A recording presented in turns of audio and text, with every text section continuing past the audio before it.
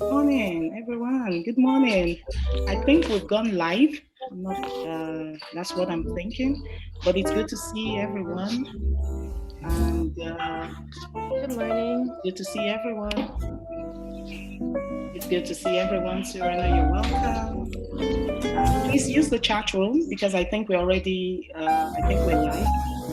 You can use the chat room, so it's okay. We can keep chatting until we start. Good morning, everyone. And Good morning. Chanel, welcome. Hello, good morning.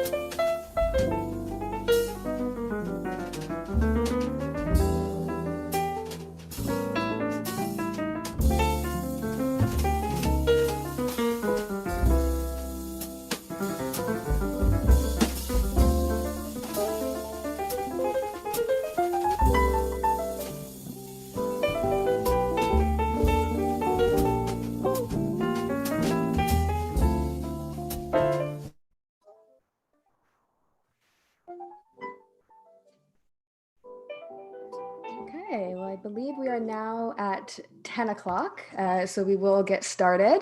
So good morning, everybody. Thank you very much for being here today at the Women Inspire Women in Business and Leadership Forum. Thank you very much for being here. My name is Chanel McFarlane. I'm a certified career strategist and founder of the career advice platform Do Well, Dress Well, and it's an honor to be your MC for the forum. I also want to take a second to introduce my daughter, Eden, who's also very excited to help me with emceeing the forum today. Before we proceed any further, I do want to begin by acknowledging the land that we're on. And although we may all be tuning in from different provinces, cities, and perhaps countries, Eden and I are joining you today from Brampton, Ontario, which is part of the Treaty Lands and Territory of the Mississaugas of the Credit. And in particular, we acknowledge the territory of the Anishinaabeg, Huron-Wendat, Haudenosaunee, and the Ojibwe Chippewa peoples, the land that is home to the Métis, and most recently, the territory of the Mississaugas of the Credit First Nation, who are direct descendants of the Mississaugas of the Credit. And of course, we are very grateful to have the opportunity to work, live, and gather on this land, and we want to respect its first inhabitants. So we have an incredible lineup planned today. And before diving in, I want to cover a few housekeeping rules. And of course, this list is quite short because I believe everybody should know where their bathrooms and what the Wi-Fi passwords are in their home. So of course, a few things. Please be aware that the entire forum is being recorded. And we want you to take these valuable discussions online. I always say it's very beneficial to have other people benefit from the insights that we are learning. So I highly encourage you to share your experience at the forum across social media using the hashtag #WomenInspire. And we will also be playing some games on Kahoot, so please stay tuned for that. We are here today to celebrate International Women's Day and the inspiring women that have distinguished themselves in the business and trade spheres, advancing Canada's trade and economic development landscape. We have women from different industries, from business, academia, corporate, public, and private sectors present. So please optimize on all networking opportunities to boost your business and, of course, to advance your leadership career. There's no question that, of course, this forum is extremely timely. Yes, we are celebrating International Women's Day, but of course, this week we recognize the global COVID-19 pandemic that has had a devastating impact on women all across the world. And personally, on my perspective, I never imagined as a business owner and a public speaker to have my baby while emceeing a conference. But of course, as women, we make the most of the circumstances that we've been presented with. More than ever, it's of course very important to convene in spaces like these to share resources and have really important conversations around business and entrepreneurship, and share resources around funding and networking so we can all succeed and of course continue to drive change within our industries. So with that being said, it is my pleasure to introduce Dr. Olutoyin Oyelade, the president of Casa Foundation and founding partner of NVCAP Corporation, to provide her opening remarks. So please provide a warm welcome to Dr. Olutoyin. Thank you. Thank you so much, Chanel, and welcome again. Good to meet you all. And What a joy to see your baby. Who would have believed this? Of Super course. I think she's fun, probably the youngest person to attend. amazing.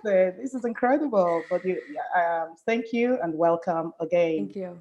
All right. So good morning, everyone. Happy International Women's Day. Good morning. It is a great honor and it gives me great joy to welcome you all to Women Inspire 2021. Women Inspire 2021, it's such a joy because, at some point we were not even sure if this would hold due to the current issues of the pandemic. However, here we are today. What is Women Inspire? Women Inspire is a forum that celebrates inspiring women in business, trade, and leadership across all fronts. It is particularly overwhelming, and we've had situations where we didn't know exactly how to present Women Inspire virtually. However, it's such a joy as we speak today to see that Women Inspire is holding. Women Inspire Forum welcomes senior women leaders from diverse industry sectors looking to impact and make a difference in the lives of budding and aspiring women groups across all fronts. Our audience today includes all women of all tribes and races and women students from Canadian regions and outside Canada looking to learn eagerly from role models and those who inspire them. Today, it is particularly heartwarming to welcome some of the women startups that have passed through our incubator and other established businesses who will share their journey of entrepreneurship with our audience. Casa Foundation has actively advocated and facilitated the advancement of women, youths, and entrepreneurs, startup groups, and people looking to do business within the diaspora and in other climes through her programs, including Women Inspire and other programs that we offer. One of such programs is Entrepreneur Exchange. Entrepreneur Exchange is a forum for founders and startups looking to start their businesses or scale their businesses. And we also have the Friends of Africa, a platform for diaspora and businesses looking for capital, for sponsors, for partners and mentors, and looking to scale, to expand into various emerging markets. So today, we do recognize and we do acknowledge and give credit to diverse women of Canada, people from across various regions, and even from outside Canada, represented in this room, not only for the incredible work that you do, but also for your commitment to working at your dreams and your purpose, and despite all of the hazards that comes with the terrain. So why are we looking to celebrate women in business, and why is this important for other women looking to start their businesses? Women in business have made fundamental impacts in the social economic development aspects of the Canadian history and of course the world at large. The more diverse women are, the more people begin to look for other solutions to be offered even to their communities and for people outside their communities. People are largely now turning into business, turning to entrepreneurship as a solution to the diverse problems within their communities. And the truth is, the more problems you solve for people, the more changed lives you have. The more changed lives you have, the more impact is made in the community. And people are looking for role models, whether you're creating jobs for only 2 people, 1 person, or even 100 people or over that, you become a role model. You become a solution provider in our community. This is what Women in Business stands for. Now, business is so critical. A lot of people say it's entrepreneurship, whether it's a startup group you're creating, whether you have developed a new enterprise or you're creating a solution, whether it's digital. What is important is that women in business are creating solutions across vertical sectors of the industry, and particularly women of color. They are focusing on how to create solutions even for other people within their communities. Evidence continues to show that business ownership and entrepreneurship is the fastest route to economic freedom and will most likely stem the issue of systemic racism and other discriminating issues that people are faced with in their communities. So there is indeed a strong case for women to break free from the stereotypes and become a part of the entrepreneurial ecosystem and make a mark for themselves in their world. Today, as we celebrate women who inspire in business, in trade, and in leadership, we are looking to elaborate and collaborate with a lot of women groups and provide the much needed solutions and support ecosystems that we belong to and even those ones outside our immediate ecosystems through mentorship, through sponsorship of other programs of other women and other startup groups within the youth community. Our goal is to continue to initiate and provide different forums and platforms to showcase our women and women who inspire and other youth groups as a bridge and a panacea to the many gaps that women still experience in their business journey. The lessons from Canada's leading women, business owners, startups, and women in tech, trade, and all of those women that inspire us on a daily basis continue to empower other women and it serves as a knowledge base in their learnings so that they can share their successes and best practices and lessons learned, and so that the other communities can actually grow alongside. Today, we must remember that women must be celebrated across all board, all fronts, all platforms, and all forums. Their quick wins, their challenges, their pains, and all the trajectories must be celebrated so that they become learning points even to other women who are looking to start.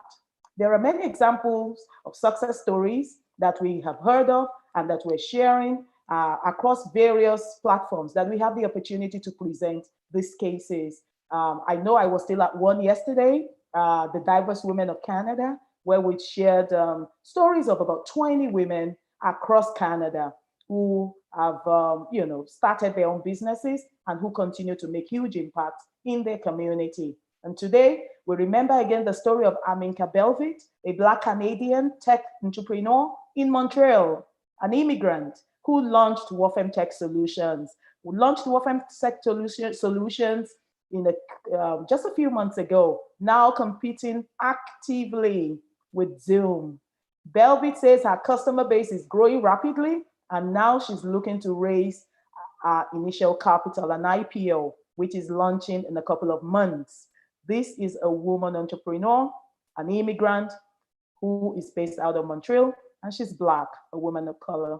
The recent report from the Government of Canada on the state of entrepreneurship also indicates that entrepreneurial activity has actually largely been stable since the pandemic started, although there's been a lot of frustrations, but you would notice that the government also continues to provide some palliative and relief measures just to fast track the business process and the recovery of businesses across all fronts. One that is notable for mention is the 221 million intervention grants introduced by the Prime Minister of Canada, Prime Minister Justin Trudeau, and this was launched in September of 2020 to support Black entrepreneurs. Since then, there have been many other funding programs and grants and initiatives offering great windows of opportunity to women entrepreneurs to bridge the gaps in resources, particularly in this time, and to increase support to women-owned nonprofit organizations. It is heartwarming to see more women-led initiatives taking root, creating innovative solutions, and employing labor and offering services to address the challenges of this current era. And we believe that this would flow in even into the future as women continue to build their businesses. Today, we continue to remember that women need active solutions. There are gaps, gaps to access to capital, gaps to mentorship, gaps in sponsorship, gaps even to access to platforms and patronage, clients that can help women serve as support and collaborative communities or ecosystems of support that can actually fast track even the growth of women-owned businesses. And today, it is one of the reasons why a lot of programs being launched, including the Rise Up Pitch, recently launched by Casa Foundation and its other partners, become very instructive to all of the other people within a community who have the ability, the capability, and the resources to provide such palliative measures to women, generally women-owned businesses, women in our communities, and women who actually need to scale their businesses. The Rise Up pitch was a total of up to about 100,000 in grants given out to about 8 women-owned businesses who were looking to scale. And we concluded that program in February, 26th of February this year.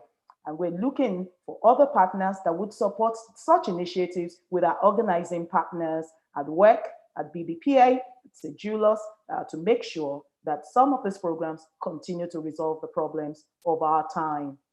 Finally, today, a few people might ask, there are so many challenges with women starting their businesses and all that. How do we start our businesses? What do we need to do to break free from the challenges that continue to limit women and break through the glass ceiling so that women can actually advance above the ceilings that keep them below and start their businesses, provide jobs, and become the creative solutions that our community needs? The usual and regular answers we have heard from our mentors and from the people that guide us in our businesses is that everyone needs to start from where they are. Whether you're at home baking your cookies, whether you're in the office making friends, whether you're on platforms that can connect you to resources, to partners, and to people, the clients that you would like to bank in your business. Start from where you are. Be open to ideas, be open to creative ideas that can solve the problems of our time. Once you start from where you are, the resources you need, the connections you need, the platforms you need, based on your interactions with the people around you, will gravitate towards you. We're trusting today that from the wealth of knowledge and experience and of all the experts in the room today, we will gain a lot and we'll be able to pivot even with our businesses and the dreams that we have. Ladies in the room today, it is a cumulative experience of over several thousands of years that we have, from about 12 to 15 speakers. And today, all sectors are represented in this room. As we celebrate the International Women's Day and the month itself, it is my hope that everyone will take advantage of the rare opportunity to connect, to relax, and to enjoy. Let's have a wonderful session. Thank you so much. Over to you, Chanel. Thank you very much, Dr. Olatoyin, for those very empowering words. And I love what you said about starting from where you are. We're now, of course, going to jump right into our first workshop of the morning. That's all about funding options and networking for women-led businesses and startups. And this workshop will be moderated by Sarana Sandy, who is the CEO at Skills for Change. Sarana is the Chief Executive Officer at Skills for Change, a registered charity and nonprofit multi-service agency in Toronto, servicing 14,000 immigrants and refugees annually. So please, everybody, give a warm welcome to Sarana. Please take it away. Good morning, everyone. Thank you, Chanel. Thank you, Dr. Olatoyin. And glad to be here this morning. Thank you for inviting me. We have a very interesting topic this morning that we want to talk about. And it's, funding options and networking for women established businesses and startups. I know just a little bit of history. I started my company before I transitioned nonprofit when I was 25 years old, a consulting company in Toronto. And I grew that business to over $1 million in revenues per year, managed it for 9 years, and went to graduate school and transitioned into a different career path. So I think I have a tiny bit of understanding of some of the particular challenges that some of our speakers have gone through in their journey as entrepreneurs. So one of the questions is how to close the funding gap for women-led businesses. It is an issue that has taken on a greater urgency for many of us, especially now with the impact of COVID-19 pandemic. And before I introduce our speakers, I just want to give a little bit of context. So, in 2020, we had some research from Crunchbase that showed that venture capital funding was up 4% to $300 billion. But out of that, startup funding for women would drop to 2.3% from 2.8%. By the way, that 2.8% was the all-time high for venture funding for women-led businesses.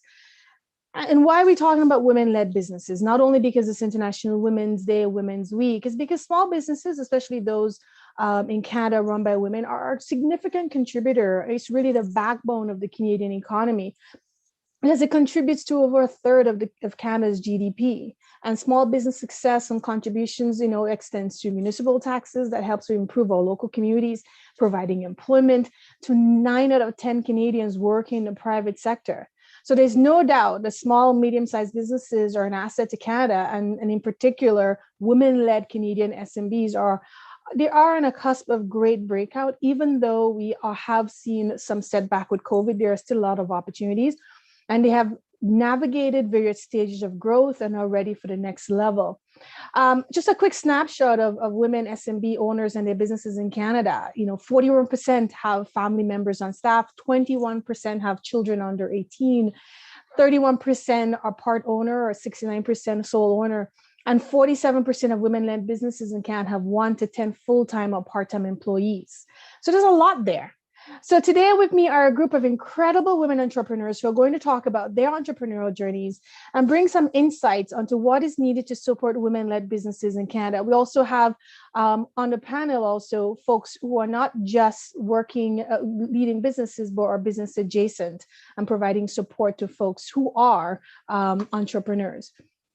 So with me this morning, we have Casey Gondiam, founder of Red Dot Digital, B2Bmatch.com, Rachel Zlatar, coordinator, LATAM Startups. And I do apologize, ladies, you could please correct me if I mispronounce your name. I know I get annoyed when someone misses Sarana, but let me know if to improve it as we go forward. Amaka Onyenokwe, founder 116th Kitchen, Ashini Shah, founder Taoga Inc. And then we have Christine Nakamura with us this morning. I apologize if, like I said, I missed any names, pronunciation, just correct me as we go forward. So we have about 40 minutes left, for us to go through our talk today. And I have a number of questions that I'm going to pose in general, and I may zero in on some of our speakers based on your particular area. Feel free to jump in and provide your insights in general. And I'm going to ask the first question to everyone here.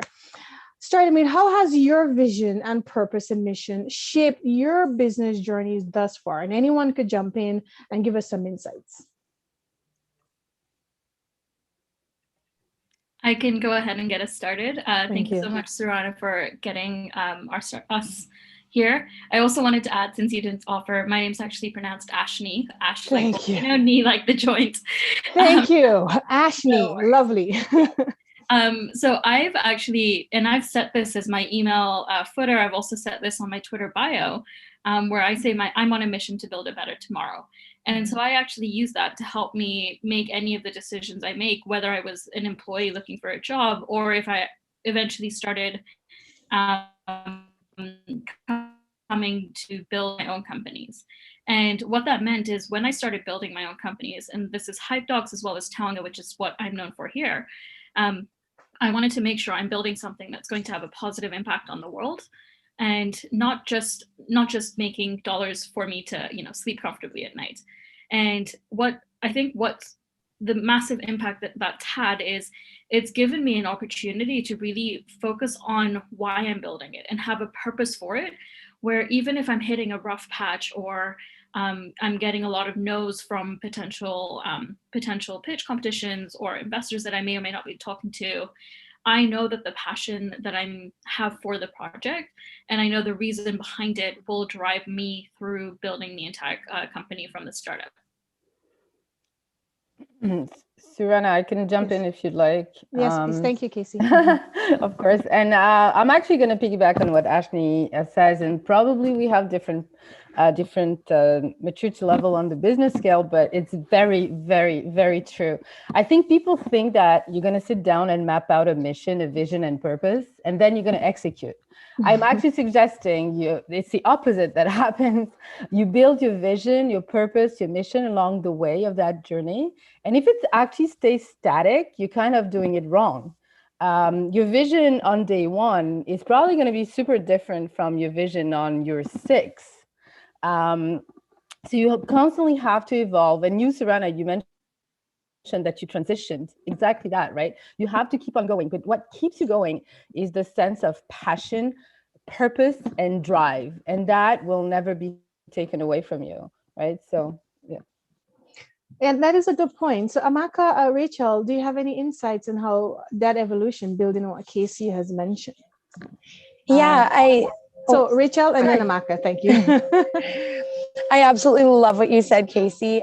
Especially, so I'm a student right now. And I think as students, it's so easy to get caught up in the world of what's next. Everything's a competition. Just going into different industries or companies because it sounds good. But I was raised to follow what like lights me up, whatever makes me excited. I was raised to dream super big.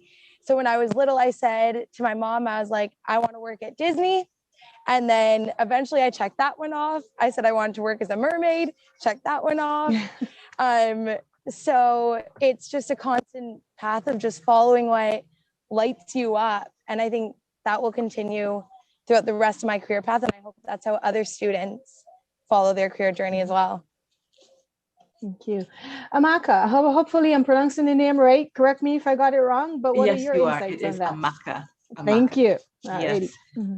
Thank you so much, Sarana. And just similar to what the lady said, I'm really honored to be amongst you ladies, by the way. We are on very different, I guess, entrepreneurial or business journeys. And for me, I'm just plunging into this newly. So, and because I'm very technical, I assumed, okay, I'm gonna sit down and write everything down and have it all go okay, a vision, a purpose, a mission. But I found that this idea that I just had to plunge right into my business idea at the beginning of the year has almost created an evolution of what my vision is, what my mission is, what my purpose is. The underlying basis is I do everything I do with love. And so our brand or our business is very, very big on promoting and educating and informing people on the boldness and the richness of Nigerian flavors. And so what we try to do is to incorporate these Nigerian flavors into whatever it is we produce. So that is the underlying, I guess, message, but I've done this in different ways. Started off running pop-up events, but the pandemic has sort of allowed me to pivot into a new business idea, still getting people to enjoy Nigerian flavors, but in a different way. So I must say jumping in has changed the ideas that I had originally. So just like all the other ladies, it's never really going to be one direct thing that will sort of go. I mean, I'm only just starting, but what I'm hearing everyone say is that it's not defined. And because I'm very technical, I assumed it was going to be that way. What I'm learning as I go that this thing is organic, it's going to evolve, it's going to change. And I'm enjoying the wave, I'm enjoying the process so far. So yeah. Thank you. So it's good to get a context in how you view vision and the mission. One of the things as we think about, we have some established entrepreneurs, we have emerging entrepreneurs. And one of the issues, the major issues, how do I get this business going, sustain the business that I have, both with financial resources and or connections. So a question, I'll start with Casey, then Rachel, Ashni, and then Amaka. So you get a sense of when you can jump in. It's around these resources that we see advertised. I was on a panel last night where, we had another businesswoman who was saying there's tons of resources being put forward, but she's not really being able to access this. And these are women of color. So there are various government initiatives, there are new platforms. There's reading in the Global Mail, there's a new platform for granting, women advancement, women entrepreneur initiatives, spotlights on how women can grow their business.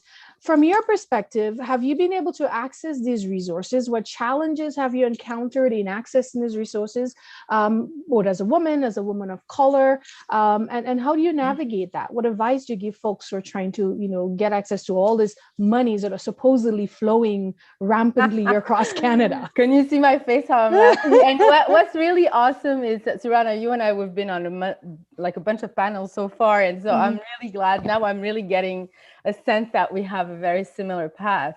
So yeah, I'm laughing because really, no, so just for context, I'm in year 6 of my initial business, which is very successful. But I also launched a new business 3 weeks before lockdown, and which is again really getting so much traction. And I'm going to get into that a little bit, and I'm going to explain a little bit the capital side and the funding side.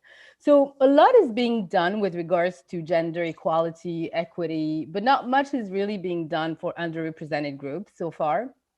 There's intersectionality is what's missing from what I can see. From my perspective, there's a lot of stuff, initiatives happening, a lot of optics, a lot of PR, but in essence, on the ground, policies are really stacked against us. Promotion is great. You get lots of people cutting ribbons, announcing amazing stuff. But what we need is really concrete initiatives that are attached to KPIs and results. When you're in business, that's what counts, And when you're trying to start a company, I can see initiative that could work, but when you're scaling, that's a whole different game. I'm looking to build a multi-billion-dollar company. There's nothing, there's no support, right? So even when you have track record, and I want to get into a couple of things here. So for context, I'm a scaling business of 5 years. I have solid track record, and I still find it extremely difficult to get any significant kind of support. From the optics perspective, yes, there's still lots of hurdles. For instance, I'm going to give you one example. The Women Entrepreneurship Fund program 2 years ago required financial documents that cost over $2,000. Meaning that people who couldn't afford it or who were still new in the business game couldn't access it. So 300 out of 300 organizations, only 2 were Black women, who got awarded that fund. I was one of them who didn't get it, and I still cannot understand how I didn't get it. So what I need to highlight, though, is there's a really great program if you're trying to export. It's Global Affairs. But you still need to meet minimum criteria of $100,000 in revenue, which is not something that a lot of women businesses can achieve. So that's really my experience on the ground. Thank you. And before jumping in, Rachel, I think that's a key piece because some of the statistics that Visa was showing, the average, 16 years for the women businesses to get to about $470,000 average revenue. So really, these are big roadblocks. So Rachel, what has been your experiences with some of these opportunities that have been made available? Yeah, I think it was such an interesting perspective that you brought, Casey, because I find from the startup side, so since I was working with LATAM startups, a lot of our woman-led startups, there's so many programs out there, especially in incubators like DMZ or financing with BDC, as well as, again, like the publicity and the support aspect on that end. But I think at the end of the day, especially for startups and with students, I find is it's all a matter of their ambition and wanting to put themselves out there and take the risk and applying to things and trying to really get involved. I noticed it a lot with students that there are a lot of amazing females, especially at my school at McMaster. We have specific women in business, and the females that are involved are so heavily involved, but it's a matter of wanting to put yourself out there and wanting to get involved and utilize the resources that they have. So I think that's what the game changer is, especially when you're just starting up and getting into the industry. All right, thank you. Ashley, from your experience and an entrepreneur, you're a little, my understanding is your business entrepreneurship journey is a little bit more mature in terms of you have a little bit more experience. How many years have you had thus far in running a business, and have you been able to access some of these resources? So I was actually going to say that I'm under a year in terms under a year. Okay. Mm-hmm. Yeah. So I've been working in the industry. You're a veteran. Pretty much these days, anything more than a week is a veteran. Yeah. I've worked in the industry as a software developer for many years at many different types of companies, including startups. And so I'm aware, and one of the things that I appreciate about being here in Canada over, the States, is that there are actually a lot of government funded grants available, whether this is the SHRED option or IRAP or many other options, which give you up to 60% of your of the money you spend on research and development back, which is incredible. But all of those resources are, and and some of these resources have been made even more easily accessible during the pandemic. However, what I found for myself as a new startup who's under a year old, I don't qualify for any of them. And if I do qualify for them from a time-bound perspective, they expect me to have a minimum revenue of $50,000 in under a year. And similar to what Casey mentioned, with like a $2,000 fee just to be able to apply or to enter into this program. And when you have those types of barriers in place, it's like, yes, okay, congratulations, you've got these grants and funding available, but there's no way for someone like me who is growing my product and growing my company to be able to access any of that. And that, I think, is where a lot of these issues lie. And I suspect that Rachel's also been facing some similar issues from the sounds of what she's been talking about as well. Thank you. Okay, Yes. can I just add something? Because again, I'm on the 6th year of a business that's scaling. The ladies, what you guys said is that's true. There's a lot of grants and a lot of noise on the ground. The point is, even on 6th year and with a significant revenue, you still don't apply. You just still don't access them because there's too many hurdles. And it's not even about being out there. As a tech entrepreneur, I'd rather go and sell rather than fill out a grant. Grant filling is actually time and resources. And not everybody wants to take, to spend time doing that. Thank you. And that's a very good point. I'm going to ask Amaka to jump in here because so you've heard, from Casey, Rachel, Ashley, and their experience with trying to access all these resources, right? What has been your particular experiences? Are there similarities, differences? What has been for you? So I'm at the initial stage right now, or the initial stages of accessing funding and accessing grants.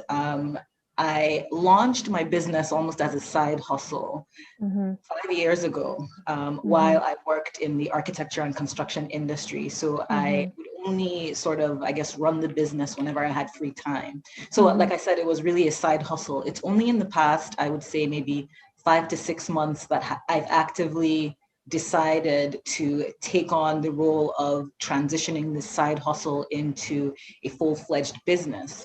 So it's crazy to hear a plethora of, I guess, experiences from you ladies, because I'm going in all positive, like, yay, I'm going to be represented because they're doing things for women of color and for women. And, like my friends and family and associates are sending me all of these available grants, and I'm literally at the precipice of going into it. So it's crazy to hear that someone who's been in business for 6 years, gathering enough revenue, is still unable to tap into these resources. So I'm here to get advice on how to navigate, because it's crazy to know that it's advertised as if it's easily accessible, but knowing that as women, there is a significant amount of barriers that we face on a regular basis. To know that even in this space, there are things that are limiting us from even getting in. It's a bit disheartening, but I believe that, if you keep pushing, you would figure something out and get something available. So yeah, that's kind of my take on it. And go ahead, please. Yeah, so one other thing I wanted to add, and I think this is adding on to the complications and why getting some of this funding is a lot harder, is if we look at the numbers of women, especially that have lost their jobs since the pandemic started, and reports are anywhere between 20, 30 million people around the world, or women around the world. A lot of those women have just decided to stop trying to get a job back in the industry because we don't know how much longer this pandemic is going to run. And some of them have actually started, turning their side hustle into a full job, or actually just starting their own side hustle, which means, yes, there are some programs available. But if you weigh out the number of programs that are available, it's like, okay, you might have 5 really high value programs that are available, but they're only offering funding to 20 companies. And then you look at the number of businesses or companies that have started, you've got 200,000 I don't know if that's the right number or not, but you've got hundreds of thousands of businesses essentially that are starting, that are vying and fighting for these programs instead. And I think that's also one of the things that we need to factor in terms of, okay, yes, these funding is available, but how many people are actually able to receive it? Yeah, and that's a very good point, because just to just center people back. 500,000 women in Canada lost their job during the pandemic, and 200,000 of that will be long-term unemployed. So we do know that, reskilling and, pivoting into new sectors and roles are going to be critical for those 200,000 ongoing long-term unemployed. And entrepreneurship is a very viable pathway.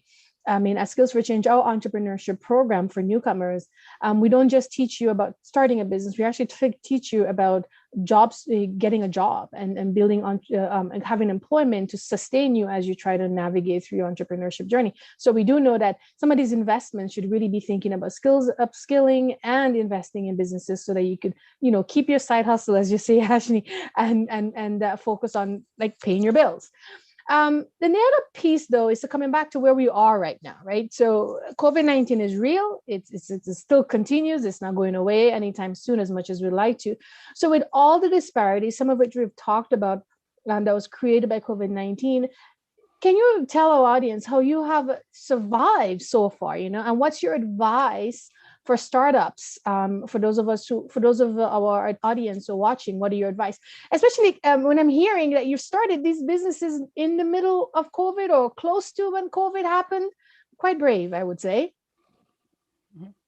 So I would ask Ashley to start, because I think you're saying your business under a year old, and so you are a COVID business baby. So what was the challenge for you in getting this in the middle of a pandemic?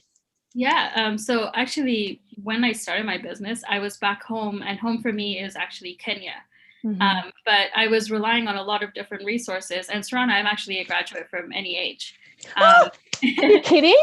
No, that's actually how I found out about Casa Foundation. And so NEH is Skills for Change's newcomer entrepreneurship hub. Well, so exactly. Ashley, as an aside, when you are a multimillionaire, please don't forget 10% to the charity that Skills for Change. Absolutely. Thank you for that. Through it tomorrow as well. But excellent. I think that there have been some programs that have come up. The NEH or the Skills for Change program, for example, has been really great, especially as an immigrant woman. And then Y-Space. So because I'm a tech-focused company, I've been looking at a lot of tech accelerator and incubators, and there are quite a lot of them that have come up in the last year. So I've really leveraged a lot of that. One of my big struggles was I was physically in Kenya, and that is 7 hours or 8 hours ahead in terms of time zone. So I was working ridiculous hours. But one thing that I found is a lot of people are willing to give mentorship, but not willing to write the check. And that, I think, is one of the big things that's hurting me as a founder. It's also hurting a lot of women, especially people of color, because, I don't need more mentorship. The number of mentors, the number of incubator programs that I'm part of right now, it's like, I actually don't have time in my calendar for any more mentorship. Otherwise, I'm basically just getting mentored and not doing any work and not selling my company or my business. What I actually need is access to money or funding so that I can hire people and build up a business. I know how to manage the team. And I know how to delegate the work, and I know what work needs to be done, but I only have so much time in a day for me to be able to do that. Mm-hmm. And I think that's one of the big things that, as a startup founder, I've been, I don't want to say struggling with, because I've been trying to find my own way, but that's definitely one of the struggles that I do have to overcome. And one of the other things I wanted to add is, as you know, Casey, you've been working in this for 6 years. As I get to that 6-year mark, I want to make sure that that isn't something that I'm facing, but it's also not something that other women are facing.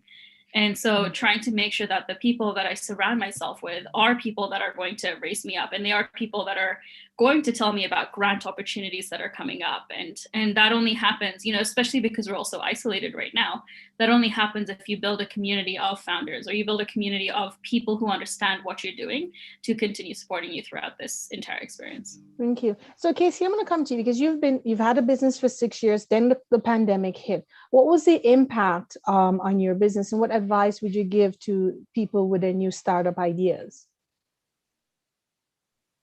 I didn't get that. Sorry, you cut off. Sorry. What was the last part of the question? What would be some of your advice to new entrepreneurs who are trying to launch their ventures in the middle of this pandemic right now, based on your experience navigating your business during COVID?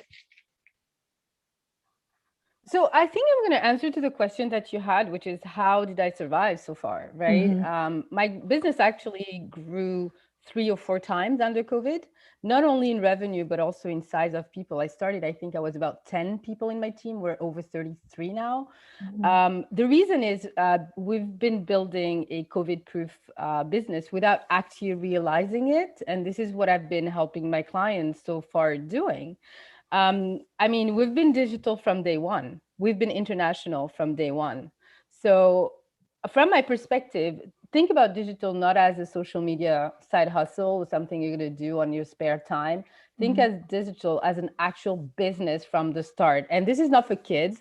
This is not for amateurs. This is not for your, your friend. This is for this professional that can build your, digital business that can survive. And I think I'm the proof for that. Okay, excellent. And Rachel, for you, has COVID, created more opportunities for you, or has it constrained your opportunities for your venture? Yeah, I think as a student, it's very interesting because I know a lot of like my friends in my community, most of us didn't have jobs or career started to begin with. So it can be very, very scary not having something and then being like, okay, well, now it's next. But I personally found it very, very exciting because you have to be willing to be flexible and think about the future and try and adapt yourself. So I'm always the kind of person that jumps around from thing to thing, tries everything. So I was pretty adaptable to begin with, but something super inspiring actually. So I've been in Mexico recently as like COVID started, and I've been meeting so many young entrepreneurs here. Just the other day, there was a 21-year-old that had actually launched his business here during lockdown. He started up a cafe. It's all organic, very local, and he's doing amazing. Another lady started up another candle business that she launched right in like the touristy area, and it was all during lockdown. So I think the biggest thing that I've learned personally from these stories is what you're investing your time in, especially when we had all this free time.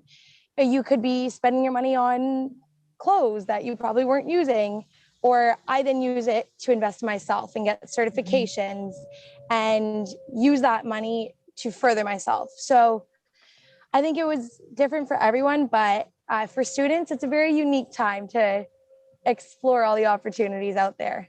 Excellent, thank you. And so Amaka, from your perspective, was COVID an opportunity or constraint? I would say it was an opportunity. It from losing my 9-to-5 job and everything that came with job hunting and having this idea in the back burner. I feel like COVID actually propelled me to begin a journey that had been in my underbelly for so long. So, I mean, the only drawback is I'm used to having a steady income. So jumping into this entrepreneurial lifestyle is very different. So I have to manage finances differently while trying to build. But it's exciting because it's something that I've wanted to do for so long. So I have to say thank you to COVID actually, because it's allowed me to do something that I've been wanting to do for so long. And I just did a little campaign to test out a product that we have, and it went out really great. So I feel like it's only up from here. So honestly, COVID has actually been good to me. I love this. I love the fact that, as women, we share exactly how we transition into things. We look at it as an opportunity, glass half full, and leveraging it. So congratulations to all of you in how you've been able to look at this very difficult time and say, opportunity, and take advantage of that. So fantastic. But, coming back to some of the pieces as you've been able to do that, what are your thoughts? And I'll start with Casey here around, what are main gaps in business service offerings and supports for women entrepreneurs in Canada? Whether it's from the banking sector, whether it's government policy, or whether the way in which the community view women-led businesses. What are the gaps, and what are your thoughts about how we can address some of those? I just want to take also, thank you, Serena. What I want to take is the opportunity to say that I will not forget the charity either, because in the past not even under a month, I've had the opportunity to be with you on a couple of panels, and I really love what you've been doing. Thank you. And I think, no, but I think it's really so important. And I wish I had known that existed when I started, right? So I think for me, where do I begin? I mean, we have promotion, we have visibility. I think policy is the main gap, as far as I'm concerned, at that level. An awareness of intersectionality is another one. Women entrepreneurs are a big group. We're just, just the four of us here, just are a representation of that. We're not all the same. We need to focus on subgroups. We need to target impactful, like the programs need to be impactful. Indigenous women, LGBT women, women of color, Francophone women. I'm a Francophone woman, right? I think we need to be more specific and stop grouping women into this big pile of us who move together at the same pace. And policy needs to really look into that, because there's the official governmental conversations, and then you go on the grassroots level. The bank is not gonna give you money. The grants are difficult to access. I mean, it's just, you spend more time trying to navigate that to make money. Mm-hmm.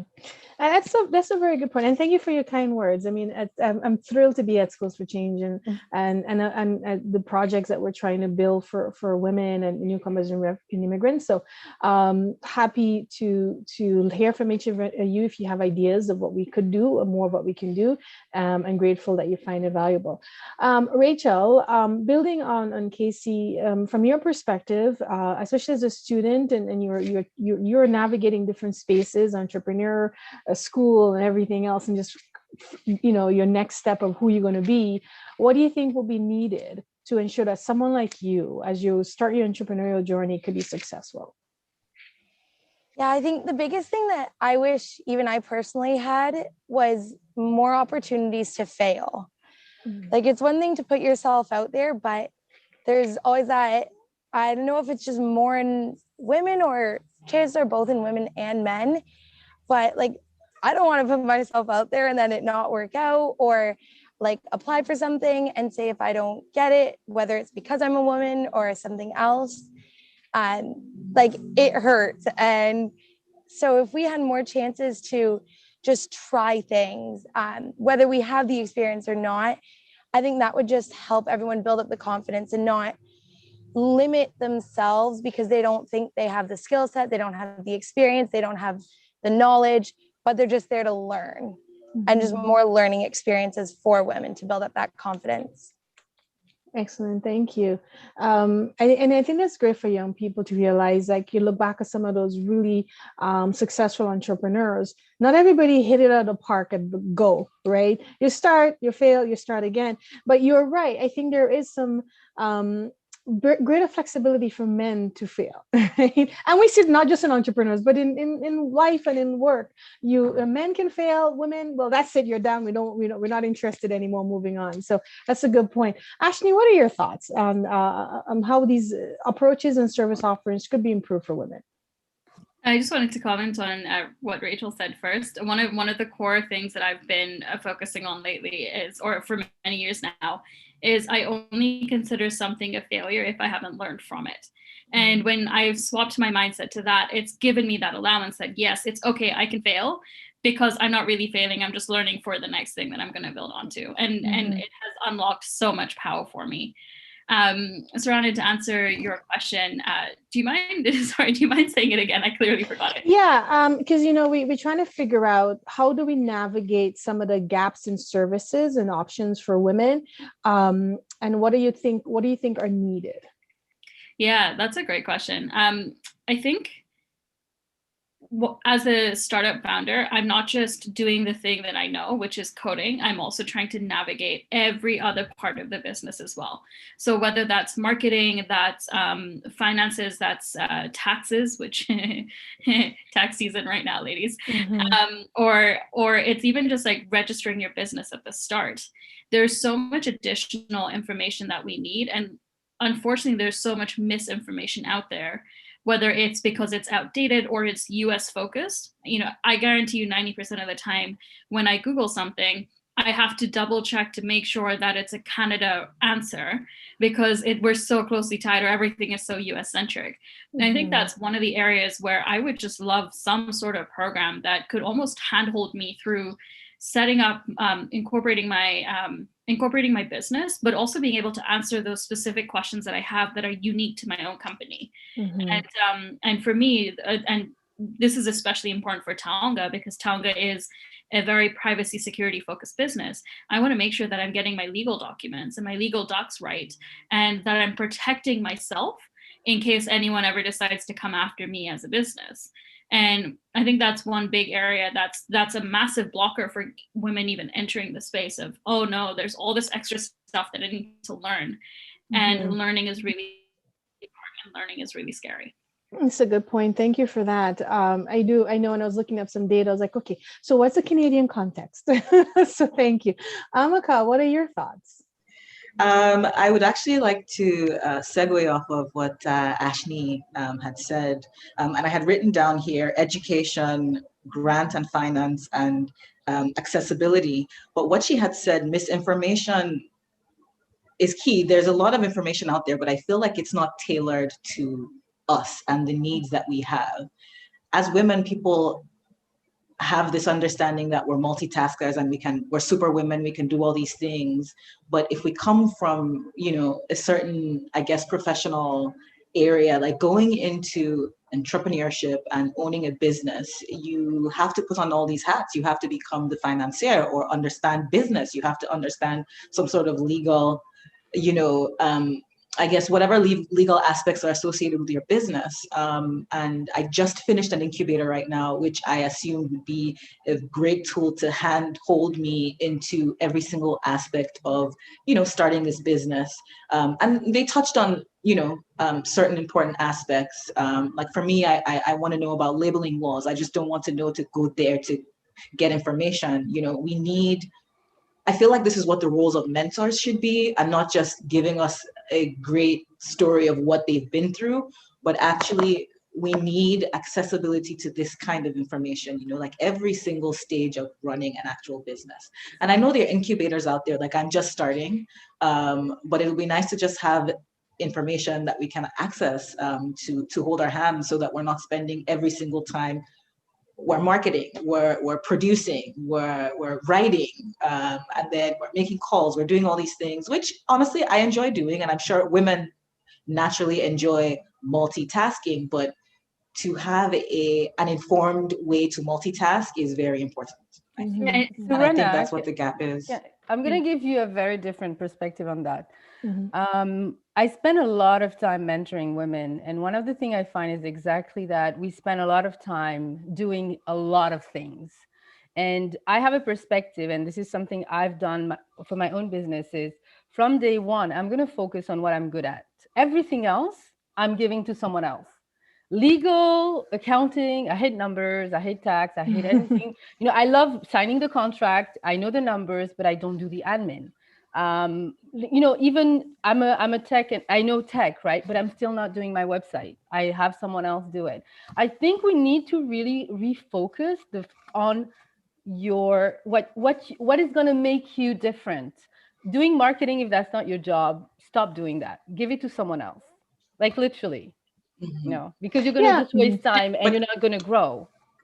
But Casey, if I'm starting, if I'm a startup, if I have no resources, I can't delegate. There are resources.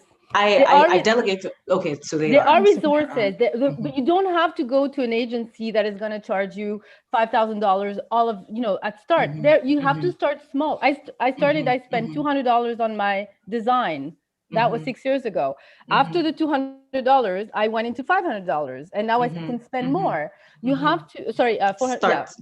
You start small, but you start with people whose job it is to do, so that you can focus on your core product, which is doing, what you want to sell. At least that's my perspective. But in essence, access to these people. Yeah. So here's a thought, Amaka, as you said, that's a good point, is we're all here, we're startups. And then when you go to these incubators, to know what everybody else is starting up and be able to tap in. And so all the little ecosystem is supporting each other. I think it's kind of like a way that Casey is mentioning. So if you're doing the design and somebody's doing the tax and somebody's doing marketing, digital marketing expertise, and I think, and if that exists, Ashni, I think you were going to say something. So I just want to come back to you. I saw you light up a little bit. Oh, yeah. I was just going to add, I think, and Casey and Mike kind of covered most of it, but there's this sort of idea or notion of, as we just mentioned, there's a lack of access to certain resources to get us started, especially when we're right at the beginning and we're trying to figure out, do I go and pay $4,000 to a dev shop? Or is there a way for me to like get that cost severely reduced down? And honestly, $4,000 in Canada won't cut anything. But the thing that I wanted to add here is, men or other folks would have the exact same issues when it comes to how do I manage everything when it comes to running a business? And I just wanted to highlight here for any of our listeners who aren't quite aware of what we're talking about here, women have all these additional things that we're trying to face on top of running our business. And so if we're able to alleviate any of that stress, it makes a huge impact on us. So it's like, yes, we, men and women running our company, it's the same amount of stress to get just the general like marketing, advertising, launching your app, whatever it is. But then we've got to remember all of the extra stuff that women have to manage on top of that. And so when I say we need, like when I want support on these like key specific bits so that, whether it's paying the $200 or not at this, to get legal help or to get design help, I'm able to do that in a way that's not going to kill my startup even before it's off the ground because of all the additional work and effort I have to put into it. Yeah, I mean, I think I got what everyone is trying to say. There's going to be moments when you're going to have to invest, and you're gonna. And when I was running my company, I used to say, how much does it cost me if I do this? So how much would I be able to charge a client if I was doing this? And is it cheaper if I pay someone because I could be working on a client project and bill them for it? So that is in one way that we can look at it. But like I mentioned, if you can tap into the ecosystem, you can look at other startups who are doing the skill sets and capabilities that you have. And even also going into schools who may have capstone projects or something, you can bring students to help you in building capacity. There are some ways in which you could do that. And if you are going into those training programs, etc., don't forget the colleagues. What is your business about? What are you doing? And figure out a way that you can support each other. It doesn't have to be cash. Bartering could work. We can go back to that too, right? Depending on where you are in the cycle of your business. I have no money, but I have an expertise. You have an expertise. We exchange the expertise to support each other. So that could be an area of focus. As we're coming up on time, I do have one the question that I think is important because, as Casey touched on earlier, and most of you have touched on, COVID has been an opportunity, but because it allowed you to access the digital space, and then your business is not just focused on your smaller community. I mean, Ashni is in Kenya right now. By the way, you're having great weather, I assume. No, I'm back. You're back in Toronto. Well, you're back in the cold. Fine. But that being said, what are your thoughts on how collaboration could occur so you can go beyond the constraints of geography, right? In global exposure, using the internet, maximizing digital tools, digital platforms to become, whether it's regional, national, global. Have you been able to do that? So I'll start with Casey. Have you been able to do that? And how have you been able to do that? And then we'll go across. Keep it in mind, guys, we have 4 minutes. So a minute each would be ideal. I'm going to go super quick, and I'm going to plug my own platform that I actually launched 3 weeks before COVID, B2B Match. Okay. It's a business matchmaking platform, with the algorithm and human interaction. We are designed specifically, but not only for small and medium businesses. It's kind of like dating, but for online businesses. And we're now present in over 26 countries. Our fastest growing market are US, UK, UAE, Canada. We have our algorithm is actually working towards being unconscious, towards decreasing unconscious bias. So women, businesses, and underrepresented groups are actually, are good. So I'm happy to give you a demo for that.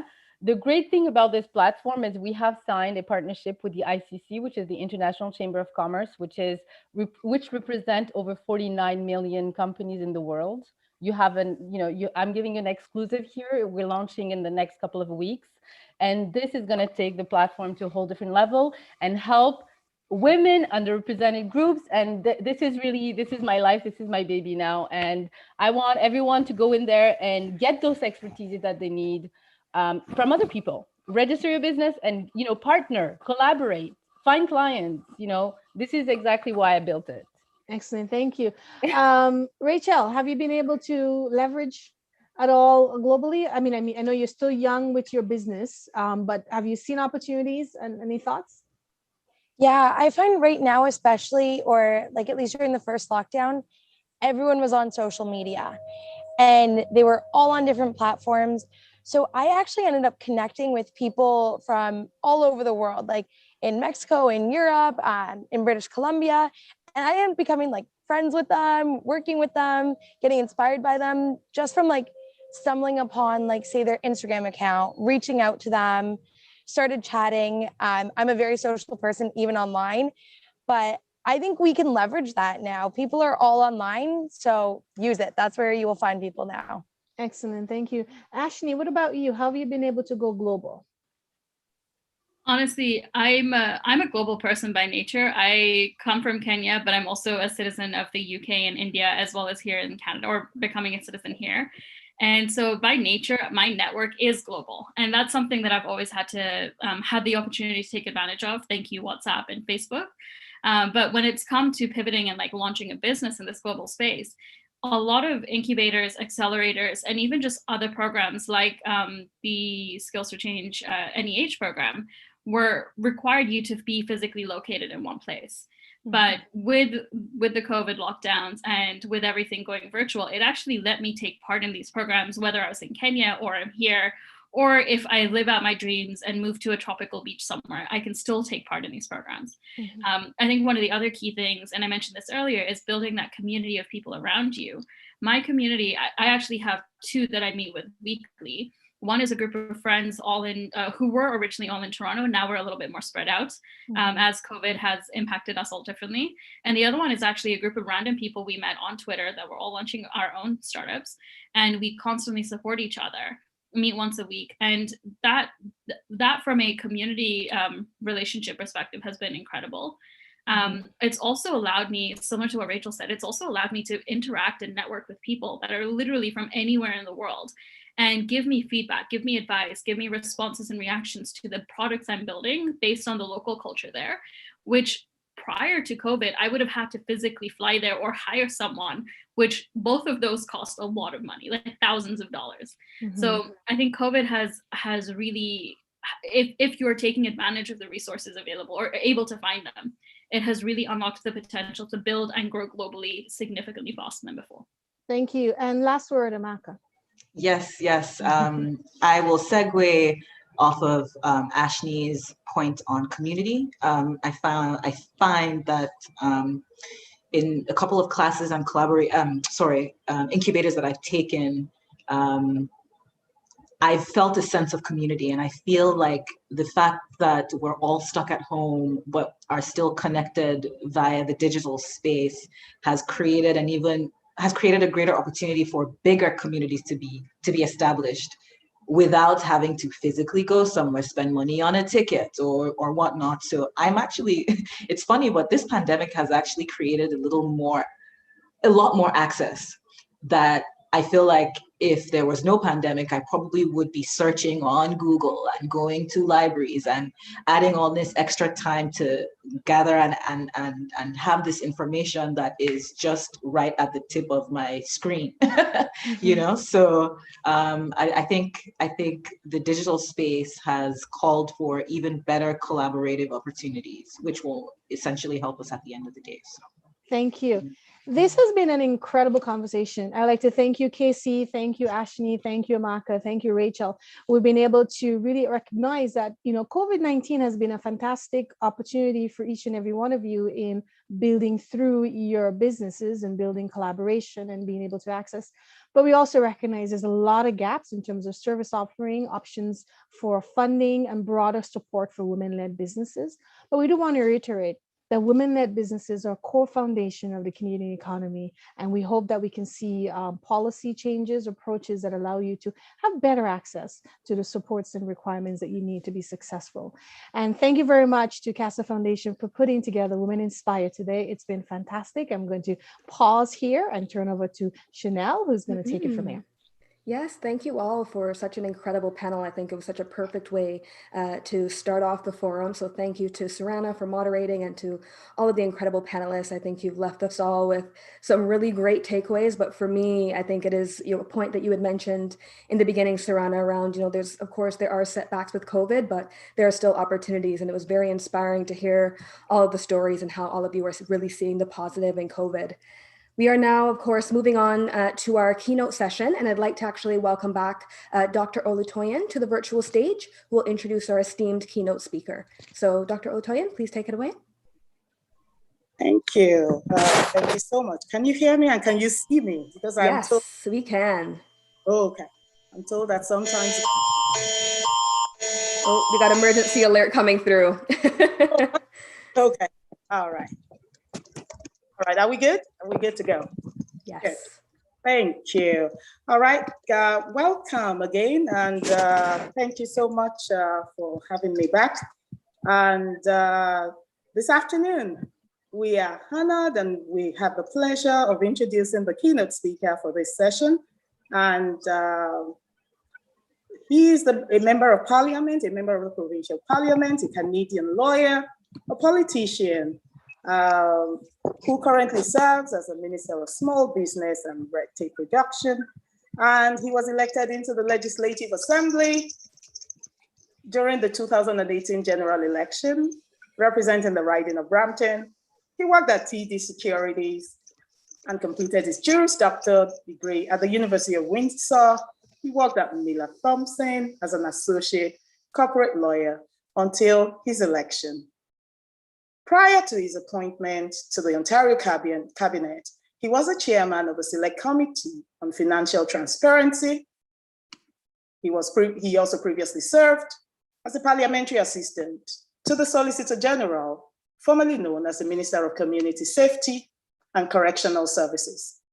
He stepped down as parliamentary assistant to the Solicitor General in 2019 when he was appointed to the Executive Council of the Ontario as a new Minister of Small Business and Red Tape Reduction.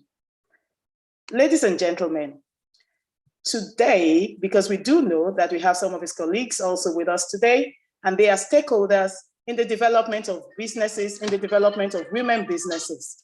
And we know for sure that the Honorable Minister is one of the ones that roots actively, always rooting for women advancement, women development in the province and in the GTA.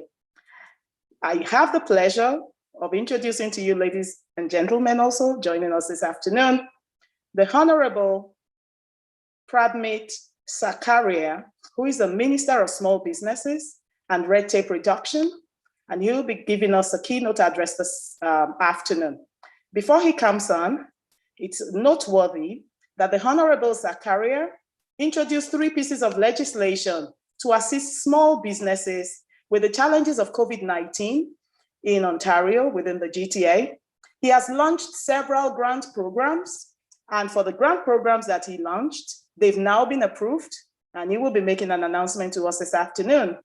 Without further ado, ladies at Women Inspire, and all stakeholders in women advancement and empowerment and development, including the gentlemen in the room today, please join me to welcome the Honorable Pradmit Sakaria to Women Inspire 2021. Good morning, the Honorable Sakaria. I hope somebody can bring him up now into the room. Thank you.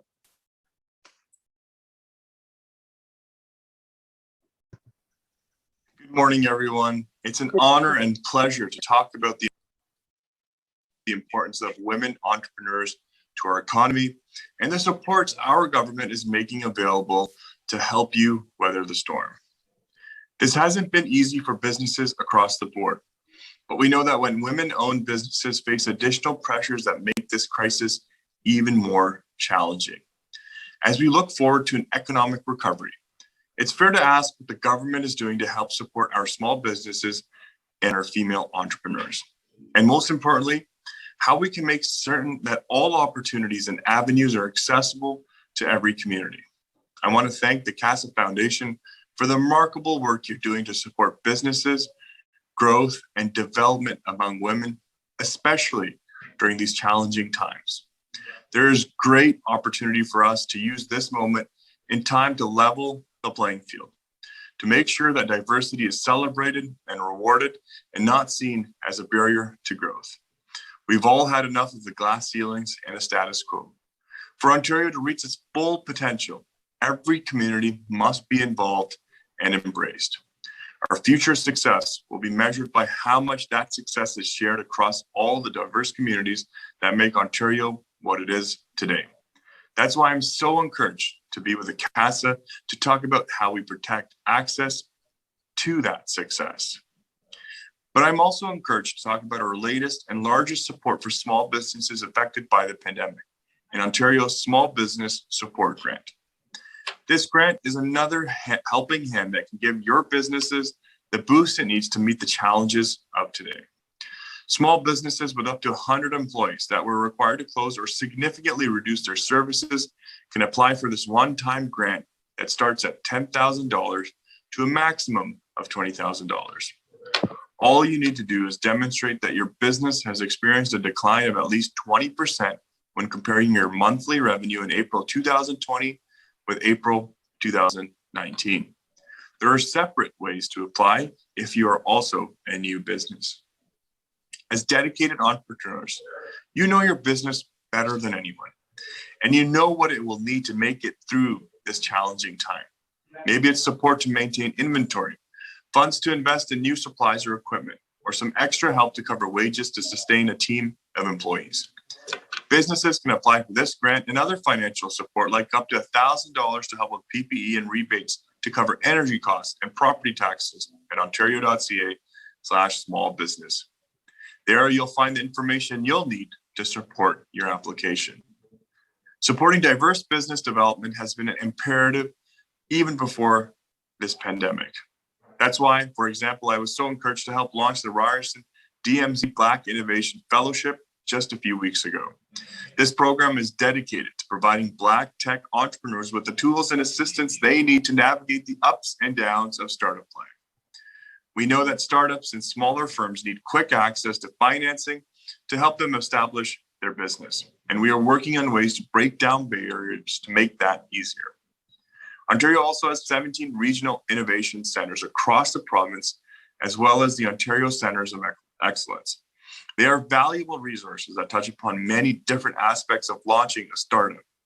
Regional innovation centers across Ontario deliver services and programming to help entrepreneurs and innovators to clear commercialization hurdles. They are here to help you attract the talent, capital, and customers you need to grow and succeed. We also have small business enterprise centers across Ontario. These support small businesses, those with fewer than 10 employees, in collaboration with municipalities and regional partners. These centers provide supports and services that are so vital to new businesses. Things like mentorship, seminars, workshops, and training. As well, many RICs and SBECs have developed COVID-19 resource pages on their websites to help small businesses and entrepreneurs apply for new federal government benefits and programs along with provincial supports. Our office will provide Casa with information on our one-window portal for small business support grant, as well as a step-by-step deck for you and your members on how to apply for the $10,000 to $20,000 grant. I know the struggles facing businesses are real, and the one facing women entrepreneurs are particularly challenging, but I'm inspired by the work I've seen. The work being done by organizations like Casa, and in the dedication and commitment women entrepreneurs are showing in the face of crisis. We have the opportunity to ensure that diverse and powerful entrepreneurs from every community in Ontario are empowered to help lead the way as we take our next steps on the path to recovery.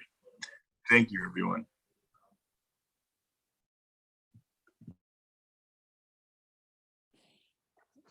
Thank you so much, the Honorable Minister Prabmeet Zakaria, for your kind words. And thank you so much for joining us this afternoon. It's such a pleasure to have you.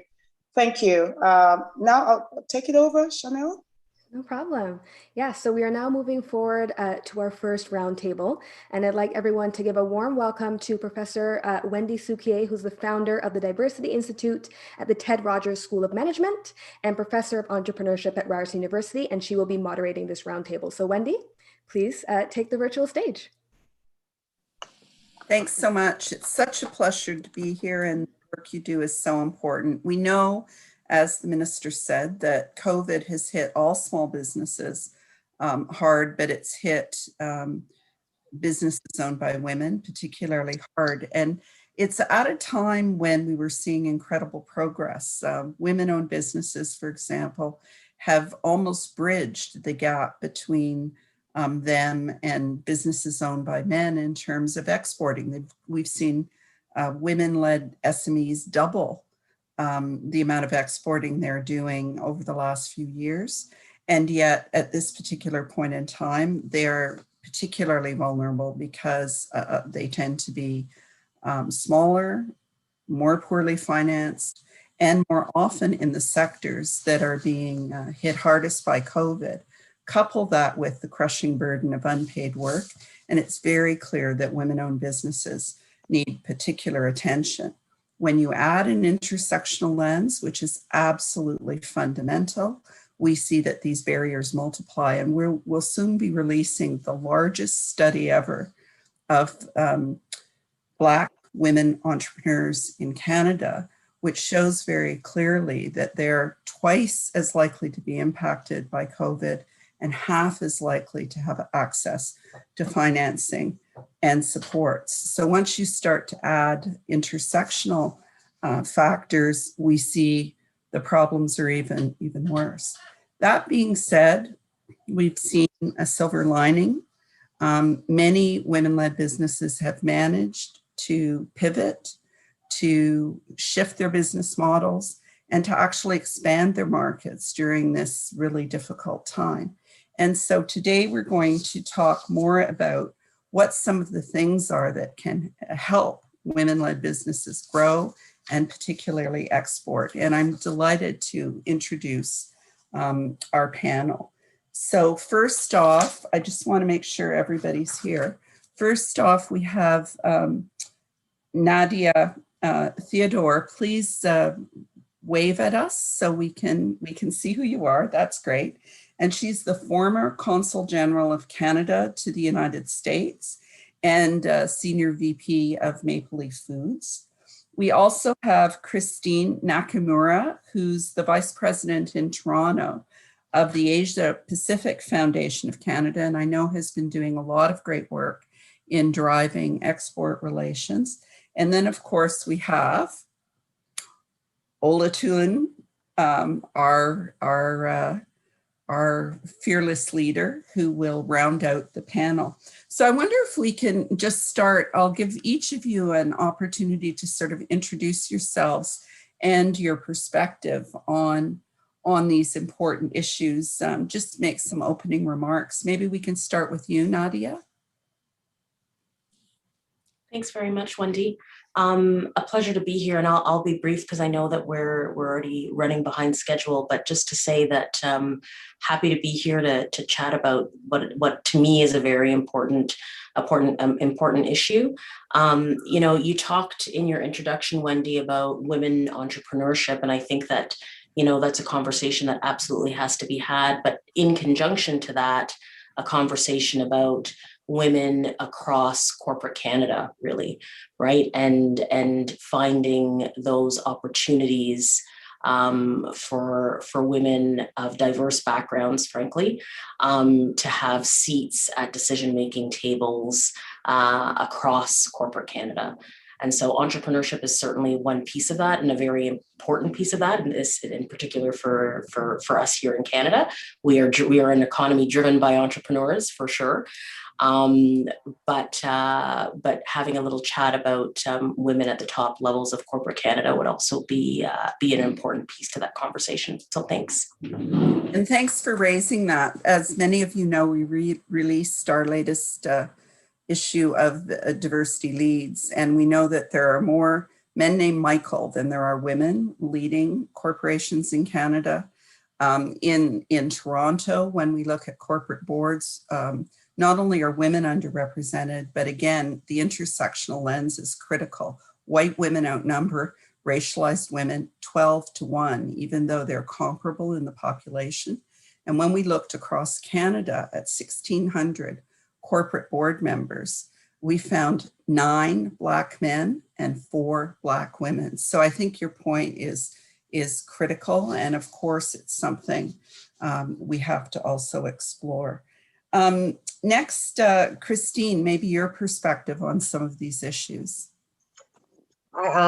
Thank you very much, Wendy, and thank you to the Casa Foundation and the OIT for organizing this today. But just very briefly, we've been working on helping women entrepreneurs to scale their businesses primarily by giving them access to international growth markets in Asia. You know, our area is obviously the Asia Pacific region is our focus, but especially during this pandemic. We started this long before the pandemic, but certainly we've pivoted to the virtual model. And the earlier panel talked about some successes because of the pandemic. And certainly there are ways to help women strive and thrive through this period. And what we've been doing is setting up and organizing virtual trade missions dedicated only to women entrepreneurs to access those growth markets. And I'll speak more to that afterwards. But I think also what Nadia mentioned, I think it's very important. I know that we heard from the earlier panel that they were kind of tired of hearing mentorship, doing mentorship and whatnot. But at the same time, I think that intersectionality is extremely important because the senior women who've made it in the C-suites can certainly provide direction and advice to women entrepreneurs in how to access finance better if they don't have that knowledge, and an array of areas that they can provide advice to, because they've had struggles too to make it to the top. And I think those stories and how to navigate around those barriers and gaps could easily be provided by senior women who've made it. So I'll leave it there for now. Yeah, and I think there's no question that's critical. We also have to look at what works. And frankly, if, money talks, and as we see more focus on procurement, more focus on legislation and regulation, more focus on action rather than words, critically important. Olu, over to you. Just, I don't think you need any introduction, but maybe just some opening remarks in terms of your perspective for this panel. Thank you. Thank you so much, Wendy, for coming in, and thank you to all the esteemed women on our panel. It's such a joy to be with you all this afternoon. Of course, COVID, as we all know, has caused all kinds of social disparities, social economic disparities, and particularly women have become so largely impacted, highly impacted by the pandemic, particularly women in business. And so we do understand, the various challenges that women are faced with at this time. And for us on our side, what we have also done is to continue to offer training sessions at our incubator, bringing women together across vertical divides, just to benefit from the repertoire of knowledge of most experts that come together on our platform, to offer training, to offer some services and solutions, and to help them redesign a large part of their business to see how they can pivot in this season. As a few of us in the room are aware, we have also collaborated with work, which is the Women Entrepreneurship Knowledge Hub, under sponsorship of various other groups, to produce and create a solution, particularly for Black women, women of color, particularly on receiving grants and so on at the Rise Up Pitch, which held for over 3 months, a whole process of 3 months, coming together to provide that as a solution, even for businesses looking to grow and scale in this pandemic. I'll leave it at that for now. It's part of our work. Thank you. Yeah, the Rise Up Challenge was amazing. 700 Black women competed, and it's the largest of its kind, and it's produced as well huge insights into both the nature of Black women's entrepreneurship, but also the barriers and the successes. And so stay tuned, there's more to come. So back to you, Nadia, can you talk a little bit more, because you're absolutely right that, you know, when we look at everything from stereotypes of leadership through to the wage gap, it's very clear that the underrepresentation of women at the top has a profound impact. But there's a business case for arguing why we should be doing more. Can you talk a little bit more about why it's so important to be advancing women generally and diverse women in particular to the top ranks of corporations in Canada?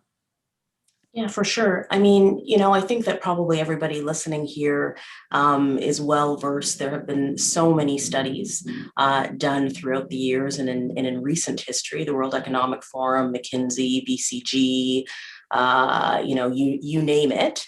Insert big think tank or big consultancy firm, and they have produced a study that outlines the economic benefit to getting women participating in our economy, but most importantly, closing the wage gap and the wealth gap, right?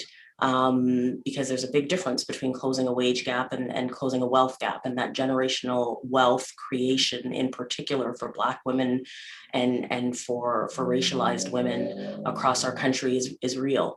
And so the economic benefit of closing that gap has been well documented by many. You know, everybody now is familiar with that famous McKinsey stat that I always get wrong, even though it's famous, that you know, by 2025 we could increase our GDP by $27 trillion if we close the gender gap alone. And, you know, that kind of went viral a few years ago. A BCG study found that having more women at the very top of the management teams in organizations increase the revenues by about 19 to 25%. So the statistics are out there, but, you know, I have to say, and perhaps unpopularly, that, you know, these recent history over the last sort of 10 years about the importance of closing the gender gap and the gap between white men and everybody else in senior leadership positions in corporate Canada and corporate America. You know, this is not sort of a 21st century discussion, right? You know, we've been having these conversations, it seems like forever. You know, in my reading when I was Consul General to the Southeast United States, I was giving a talk and I started doing some research, and Booker T. Washington in 1915 gave a speech that outlined the economic benefit of racial equality to America and made the business case for it. So we've been talking about the business case for many years. And still we see the participation of women at the top levels of corporate spaces to frankly have stalled. We in fact have made only very incremental progress instead of bold change-making progress when it comes to women at the most senior levels, and in particular when we talk about racialized women. And Wendy, you very clearly gave those statistics. And so I think that the conversation really does need to shift beyond continuously making the business case, and really for us to start talking about why, in the face of what is clearly a business case, we have yet to make the progress that we should have been making. And I would posit that, you know, a couple of things, and in particular, what I see in Canada, but I'm sure is true around the world, and certainly is true in the States as well in the short time that I spent there for my career, We have this new social dialogue around diversity and equity and inclusion. And it's a very sophisticated dialogue. And it allows us to really feel good about ourselves with all of the incremental progress that we make over the years. It makes it much easier for people in positions of influence and agency and power to participate in a dialogue without actually participating in the action, without actually making it necessary for them to action change. So that's number one. And I think that, that window dressing is so powerful and so convincing that if we are not intentional and very careful, we will be in the perpetual discussion and dialogue. And then the second thing, and then I'll leave it here, is that, we also have a culture, particularly, well, I don't know if it's particularly in North America. I'm trying to think. My only points of reference, frankly, are North America and then the West Indies. But, we have a culture of pulling ourselves up by our bootstraps, right? This idea that in order to make progress, the people who want to see progress, so in this situation, it's women, we need to lean in. We need to dress for the career that we want. We need to find ourselves some mentors. We need to do better at getting sponsorship, right? And we have this culture of, if you just pull yourself up by your bootstraps, if you just figure out what the sauce is, then you'll be fine, right? And I think that we need to, there's a piece of that for sure. But there's also this piece that we never talk about that, especially in Canada, when we have this, propensity for politeness and niceness, that really begs the question, is it really our problem? I had a good friend say to me, a man say to me, you know what, Nadia, frankly, because we're always discussing these issues and I'm always giving ideas and, maybe I should do this and maybe I should get involved in this. And she said, it's really frustrating to me because this is a problem for people that look like me. And people that look like me, should be talking about the solutions and should be held accountable, just like we are for every other P&L line in our organization, should be held accountable for the results that we achieve year after year. And I think we need more people having that conversation. I'll leave it there. I couldn't agree more, and what gets measured gets done. I just have to say, I've been working on women in technology for 30 years. And 30 years after the Montreal Massacre, there are fewer women in computer science and only marginally more in engineering. In spite of all the rainbow posters and astronauts talking in schools about STEM and good intentions, we kind of have nada in terms of women in technology. And I fear that we will be having the same conversations around women in leadership roles and women entrepreneurs if people don't start holding those with power accountable for real progress, rather than as you so eloquently said, paying lip service and being polite and pretending that we're all working together. It's that strategic orientation is so very, very critical. Olu, can you jump in here and talk about the things that you think are most important? You've talked a lot about, for example, the importance of investing more financial capital, but also coupling it with human capital. And I know you've got a unique perspective on what is needed to advance women in business.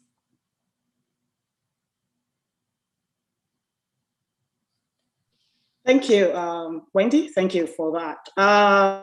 For me, over the years, we've focused largely on, as you know, because we've done a lot of work with a lot of groups collaboratively in the community, and focusing largely on mentorship and sponsorship, the large gaps that we are aware of in terms of mentorship, in terms of sponsorships, in terms of partnerships.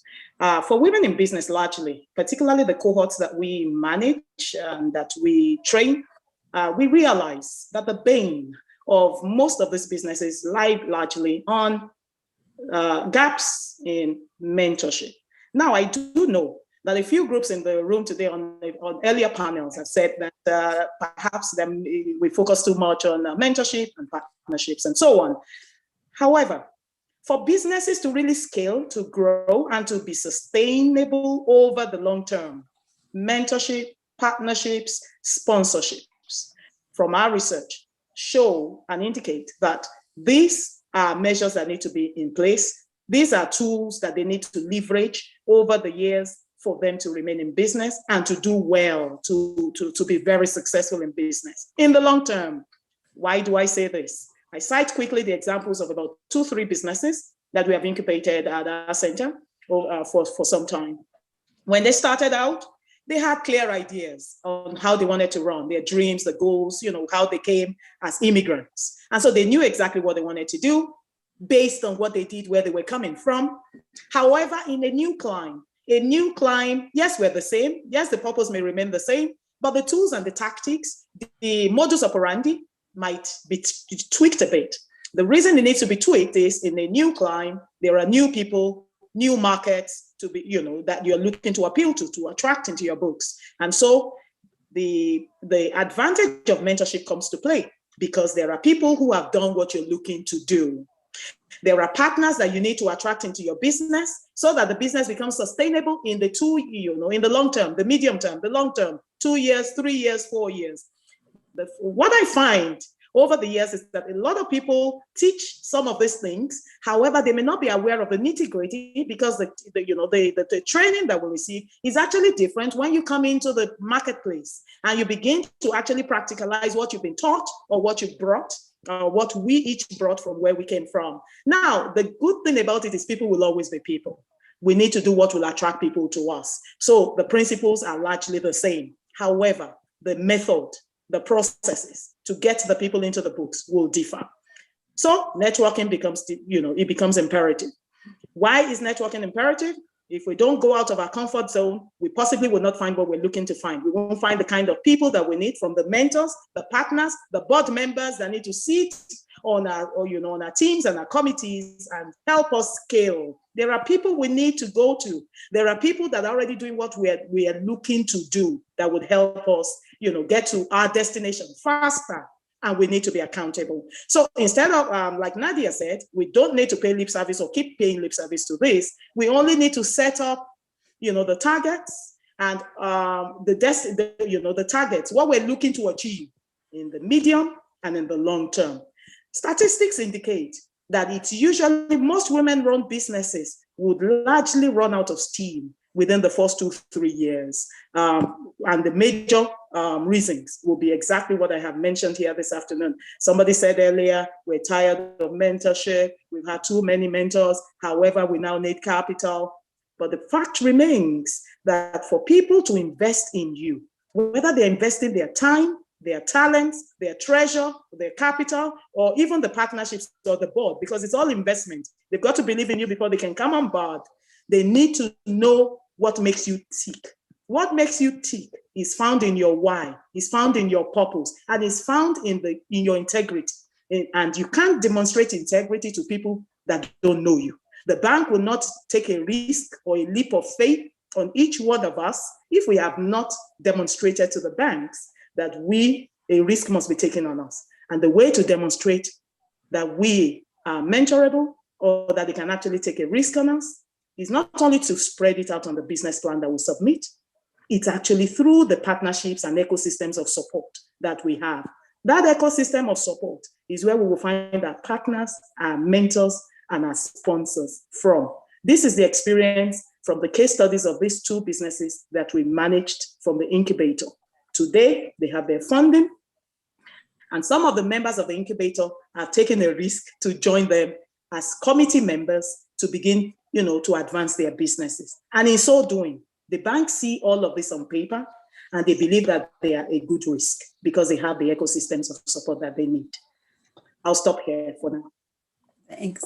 And you also raised some really interesting issues around challenges that newcomers often face, because what worked where they were may not work here. And of course, they need to learn more about the Canadian context. But we also know that newcomers and the diaspora generally of different communities have deep knowledge of international markets, and so are more likely to export and can be a real asset in helping Canadian-born entrepreneurs figure out what the opportunities are in some of the high growth markets. And we know that companies that export are more likely to grow. So I wonder, Christine, if you could jump in here and talk a little bit more about why exporting is important and what can be done to help women-led businesses expand internationally. Thank you, Wendy. Indeed, I'm going to go back a few years when we started hosting these roundtables with women in C-suites, as well as local women entrepreneurs. We went from coast to coast through Canada to listen to over 300 women. And that was with C-suite entrepreneur mentors, as well as entrepreneurs. And the one key thing that we did learn was that most entrepreneurs don't get access to those C-suite women who have succeeded. And the entrepreneurs clearly told us that that was extremely useful. Now they have access to somebody in the C-suite at a bank that they can get some information from to better prepare them to seek capital, etc. But the one key message that came out of those 8 roundtables that I hosted was that the entrepreneurs wanted this women-only dedicated trade missions to the growth markets. And the reason why, a lot of them had traveled to international markets with in a co-op situation, but what they did indicate was women tend to get put in the shadows of the men, and so they needed somebody to organize things, to put the women forward, to showcase the women, what talents they have, their innovations, etc. Because I can tell you, over the last 4 years, we have met some very talented women across Canada. And so what we've done, and obviously, even with this pandemic, as you know, some of the Asian economies have fared the best through this pandemic situation. I'll take, for example, we just hosted a trade mission, a virtual trade mission for women to Taiwan. Taiwan, since December 2019 to now, still have less than 1,000 infections. 1,000 COVID infections and less than 10 deaths from the COVID. And it's because of their innovation, the technologies they employed, et cetera, that they did so well. And so none of these markets in Asia have gone into full lockdown. Their economies are thriving. Things are working. I mean, not to the scale of the pre-pandemic period, but they're working. And that's why we thought to help the women entrepreneurs or women-owned and women-led businesses that have been disproportionately affected by the pandemic. In fact, because of care responsibilities at home, etc. A lot of women, you hear these stories. I mean, CBC is running these stories of women who've had to quit because of the responsibilities at home overtaking their time to do work. So in essence, what we did was we pivoted to a virtual model, which is cost effective, easier for even startups to take part in, because we heard from some of the entrepreneurs this morning that, time's of essence for a startup. They can't be taking part in these mentoring tutorials or whatever, taking all this time. They have time, they need to think about financing, they need to think about marketing, they need to think about all these things. And so what we did was, I can tell you that the virtual model, we've been able to not only help the women that are actually starting to scale and are ready for international markets, because in fact, back in 2019, I took a delegation physically to Japan of women entrepreneurs. We took 17 entrepreneurs and 12 thought leaders, women in C-suites from Canada, who were mentoring these women to help them along, give them suggestions on how to better prepare for, financing, etc. And that was very successful, I have to say, and I'm a former diplomat and served in Japan, so I knew the market quite well.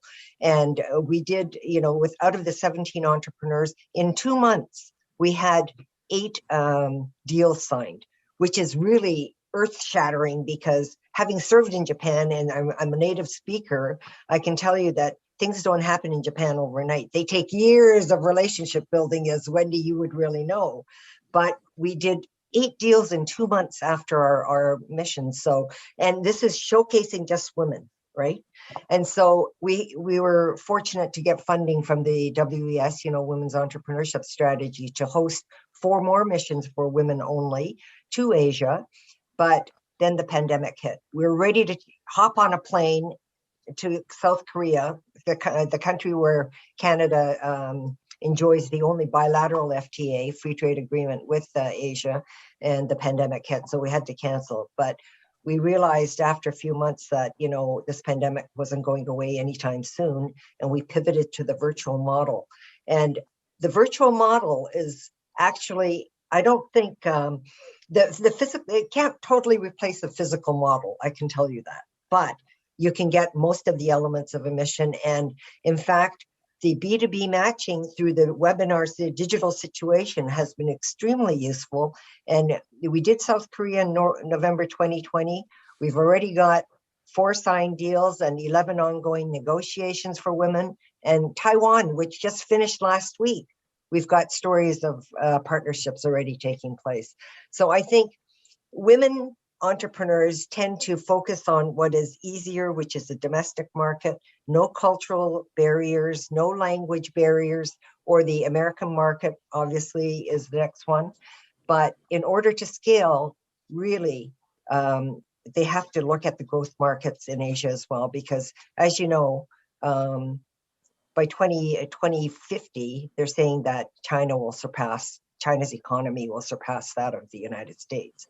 So I'm not just talking China, but whether it's Taiwan, South Korea, Southeast Asia, there's markets in Southeast Asia that are really doing well. Vietnam is another success story. There's areas that if we can help the women, provide the training, provide the advice, get them financing help. I know there was complaints about some of the government funding, but it takes a little pain to gain. And and I'll tell you, the government really fully understands that the paperwork is cumbersome for a startup to try to apply for these grants.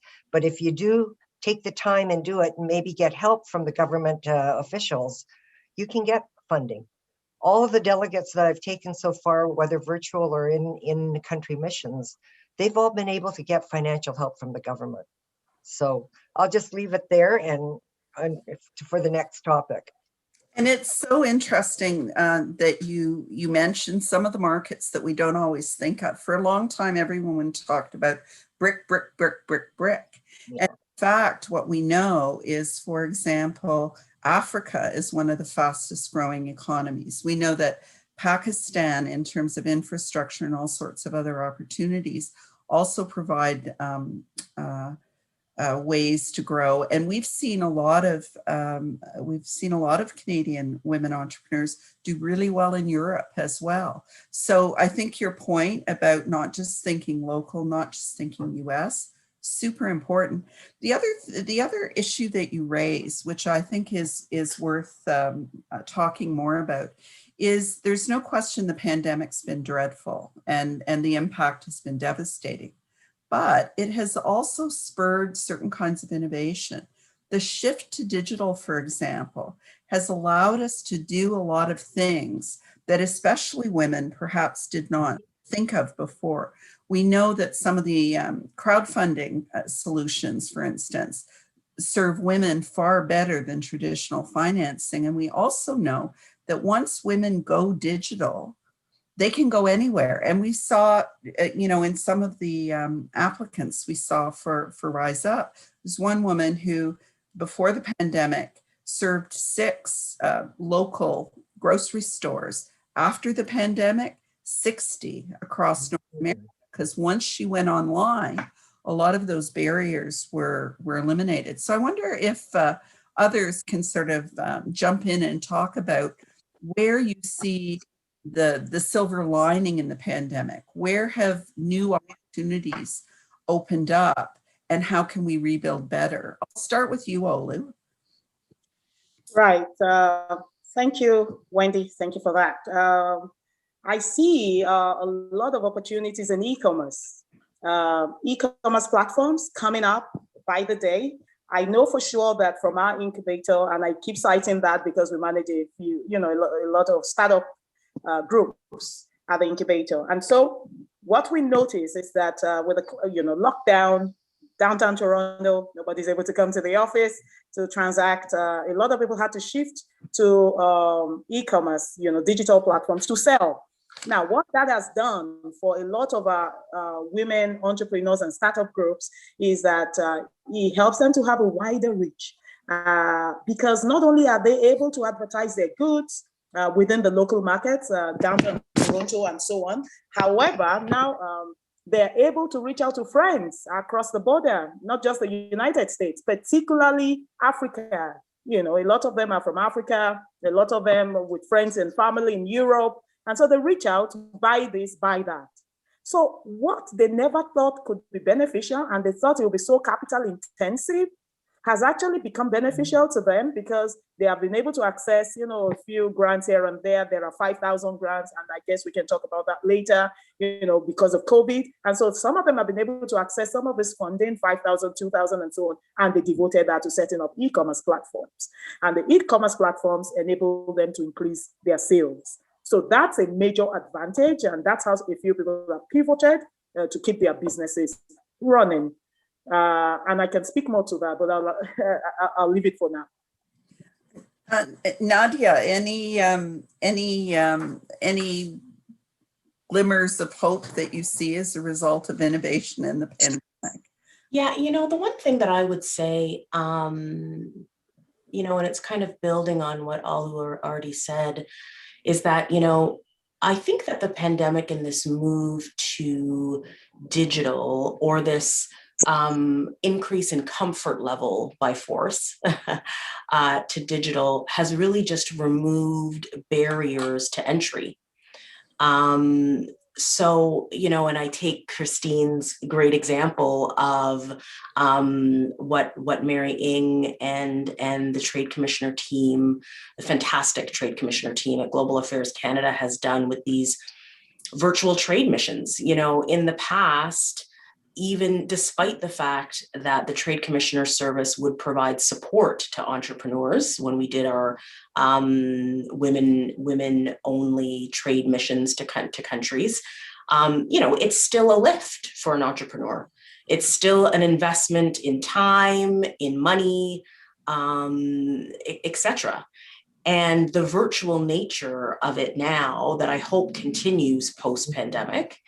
I'm no longer in the know, so I don't know, but I hope it does, really does remove barriers to entry. And I think that it also, for entrepreneurs who are, and this is the age-old problem in Canada in particular, how do we get entrepreneurs, once they are successful at home, or even before they are completely successful at home, to think about going abroad? Right? To think about trying out, even just getting their feet wet, doing a little bit of market research, testing the waters, developing those expertise in certain potential markets. How do we get them interested? And I think, again, this virtual digital space makes it less intimidating, makes it less of a push, less of a pull for them. A lift, that's the word I'm looking for, less of a lift. And so we might therefore get more women who might be on the cusp of thinking about maybe perhaps exporting, to take that leap to start the conversation with one of these virtual trade missions. So I just think that is a real silver lining. And I really, really applaud us both in the private sector and at the government, on the government side, for seizing that opportunity and really being innovative with these trade missions and these virtual trade shows even that we're doing. So yeah, that's a silver lining for me. That's great. And Christine, you already talked a little bit about this, but anything you want to add? I do. In terms of the digital, the women entrepreneurs that we know that have survived the pandemic so far have turned digital.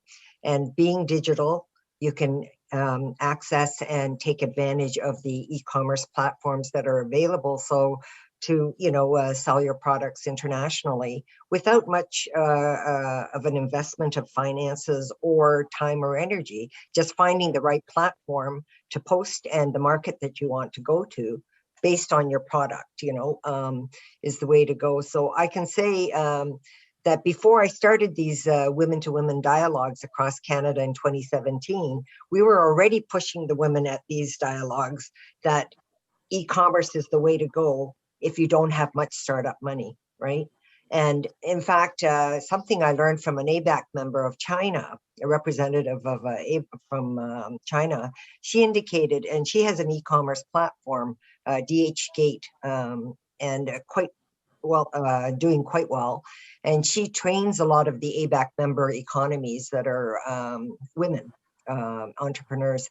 And she said to me, the one good thing about the e-commerce platform for women entrepreneurs is that you don't have to compete against the male-owned businesses because there's no face to show, right? So the evaluation is on the product, the merits of the product or service that you're selling, as opposed to they look, oh, that's a woman-run business, so let's go with this one instead. Not on the merits of the actual thing. So that is really true. And as I said, we trained, when we talked in these dialogues, we pushed and pushed to get the women to consider e-commerce to do the exporting overseas because it's a cost-effective way to do it. You're absolutely right. And the research really reinforces that digital, it's sort of like the orchestra auditions behind the curtains, which suddenly resulted in more women musicians being selected. Digital can be a real leveler, provided you have the skills. And one of the things we're pushing is, we've got to bridge that digital divide in terms of access to high-speed internet, which is a real problem in Indigenous communities and even, an hour and a half outside of Toronto. And we have to make sure that the skills agenda doesn't just focus on the needs of big business, but really, really addresses the needs of women entrepreneurs. We're kind of at time, but I want to give each of you 1 minute to just hit your top 2 or 3 recommendations, concrete things we need to do in the next phase of the women entrepreneurship strategy, in the implementation of the 50-30 challenge to really drive gender parity and diversity. Christine, start with you. Well, all I'd like to say is that when we have a population of 50% women, we've got to do everything we can, whether it's monetarily or providing advice as a mentorship or sponsorship, to get more women entrepreneurs. I know Minister Ng's mandate is to double the number of women entrepreneurs in Canada by 2025. But certainly, I think it's not just the right thing to do, but anybody in the private sector will tell you that it is a smart thing to do for business. It's going to help you scale. The more diversity you get in products or in thinking at the C-suite level, for example, will certainly make better informed decisions. And one thing I didn't mention on the missions that we're doing is we ensure that Canadians' cultural makeup is represented on the delegation that we select. And it's representing all the regions of Canada the best we can, so long as we can get the applicants, but also the cultural diversity as well. So hugely important. Nadia, your minute of fame. Well, Christine spoke so hit all the points that I would have hit on entrepreneurship. So maybe I'll address the 50-30 challenge. I would say on that, to really, again, go make sure that we hold those that are there already, who are responsible for bringing up the next, accountable. And, and I would also say that we really do need to focus on corporate Canada. In the movement that we've had over the past year in particular, there has been this push to get women on boards. And what I have seen, not just in Canada, but in the United States and other places, is that there is more progress on the not-for-profit boards, right? Mm-hmm. So coming to women to give their free labor for good causes, 100%, absolutely. And that's great. And that's a certain type of experience and wonderful. But I think that, again, it is about closing the wealth gap. And it is about closing the generational wealth gap in particular. And that requires a focus on getting women on boards and women in the C-suite in corporate Canada. Yes. And one of the things that I think is hugely important, I can't resist saying, is it's always accepted that having corporate experience is good for a university board or a hospital board, but not vice versa. And I would actually argue, having chaired a hospital board and been on a university board as well as private boards, that managing a university or a hospital, way more complicated than managing a lot of corporations. And so this is a perfect example of where systemic bias values places men are and devalues places women are. And we really need to fight that in order to drive change in the corporate sector. Couldn't agree with you more. Last word back to you, Olu. Thank you, Wendy. Thank you so much. I would say, and this actually addressed to women entrepreneurs, women-run businesses, small businesses, that this is the time. There's something about seizing the moment. This is the time to seize the moment. I know for sure that because of a few grants that have been made available, it's a way to start. It's always a good way to start. The e-commerce platforms that are being put together right now by most of the small businesses and the women entrepreneurs that we know has done a lot, and it is increased and improved their reach across markets, across verticals, industry sectors. A lot of people that would never have heard about small businesses just starting out are really beginning to hear about them, either on the social media channels and platforms that they're using. And so it is an opportunity to really seize the moment so that even people they never thought they could ever have reached will now be reached. So that even businesses like people in hair products or whatever, fashion, whatever it is, they can be reached, and this can actually scale across borders.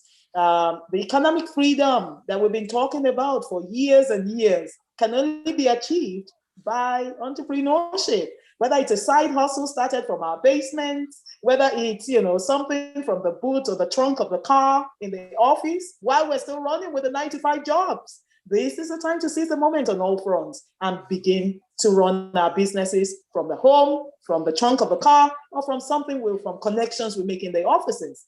I believe that this would go a long way in achieving the economic freedom that we've been talking about for our women and for the youth in our community. Thank you. I'll leave it at that for now. Thank you so much, Wendy. Thank you. Well, and thank you, everyone. I really appreciate it. And check out the Women Entrepreneurship Knowledge Hub, See It, Be It campaign. We have identified 1,000 award-winning women entrepreneurs from across sectors, as diverse as you can get them, in order to help crush the stereotype of Steve Jobs, Bill Gates, etc. Women entrepreneurs are everywhere. And Olu, thank you very much for this opportunity. I'll hand it back to you. Wonderful. Well, thank you very much, Wendy, and of course our speakers, Christine, Nadia, Olu. Very insightful conversation around the success stories, the opportunities, but of course, we still very much have progress to make. As Nadia, you really excellently reinforced the progress that we still need to make, not only for women entrepreneurs, but as well as women in corporate Canada. I would love to know how everybody is feeling. We are approaching a break, but definitely in the chat, let me know how you're feeling, some of the great takeaways that you've had from the morning. We are going to take a bit of a 15-minute break, so use this time to stretch, walk around, of course, sharing on social media. We are using the hashtag #WomenInspire, so have your networks benefit from the insights that you're learning here today. And I know we also have Iffy from Casa Foundation who will be leading some Kahoot games. So Iffy, if you want to take it away with the games, and we'll be back in a little while from our break as well for the next half of the forum. Thanks, Chanel. Thank you for introducing me. Hi, everyone. I'm just going to share my screen now. So just a little break, something, just to keep us in the Women's Day spirit so that we can have a little fun. So we got a Kahoot game for you, and there is a prize. So I know that's very exciting for everyone. So just give me a second and I will share my screen.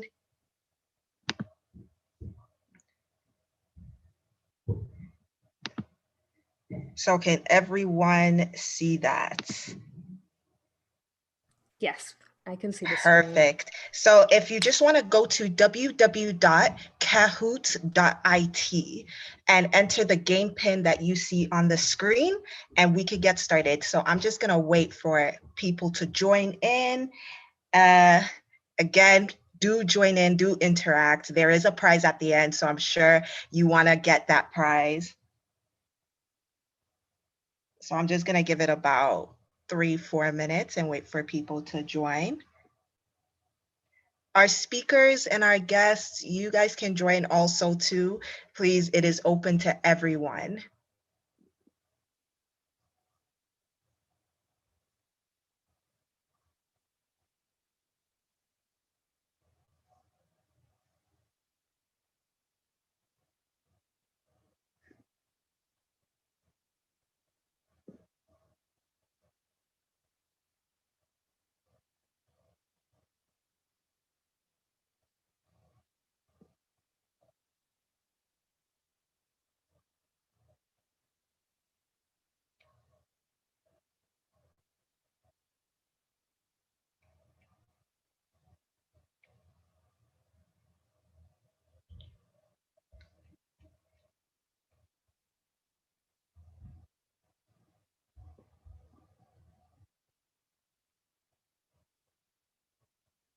I'm gonna give it about a minute or two, just waiting for more people to join in. So guys, join, have the opportunity for a prize, and also to test your knowledge on how much you know about Women's Day. So this is very exciting.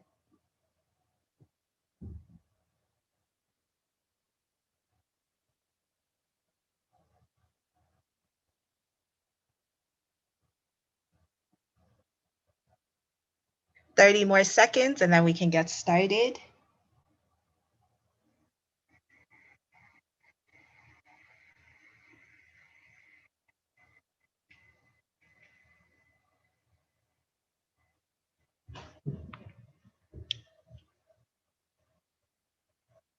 Okay, I'm gonna count down. So if you're in the middle of doing it, join as quickly as possible.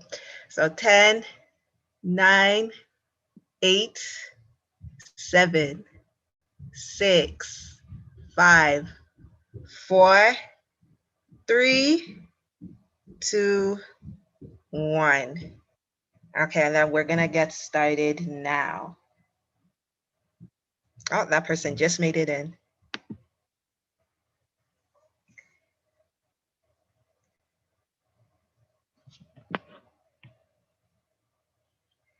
Do you know when we celebrate International Women's Day?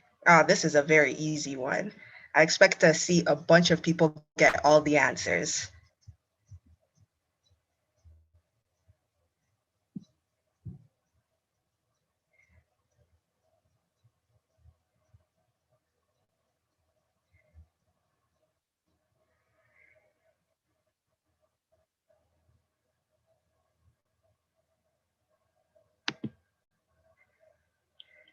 In what year was the first National Women's Day observed in the United States? Oh, this is a doozy. Luckily, I learned this in history class, so I know this answer, and I hope everyone does.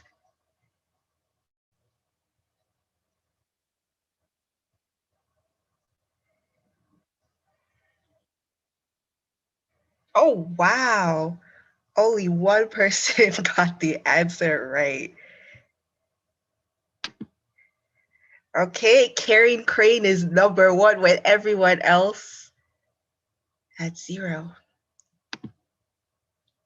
Next question. The Socialist Party of America designated National Women's Day in honor of which event? I didn't make it easy for you guys. These are thought-provoking questions that we should know the answers to, especially since it's International Women's Day. So make me proud, guys. Okay, that's looking better. Six people got it right.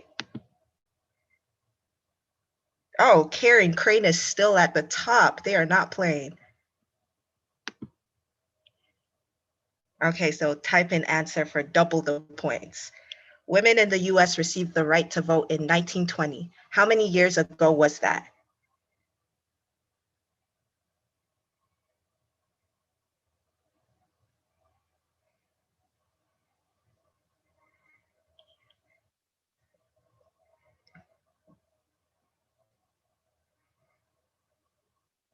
Come on, guys. This is just math. How many years ago if women received the right to vote in 1920?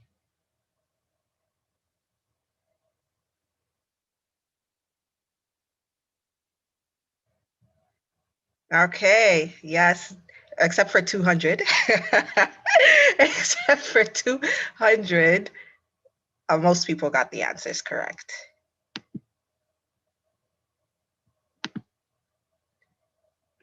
Oh, it looks like Carrying Crane has been dethroned and now Proud Dove is taking over. In 1910, the Socialist International established a Women's Day, which was created to honor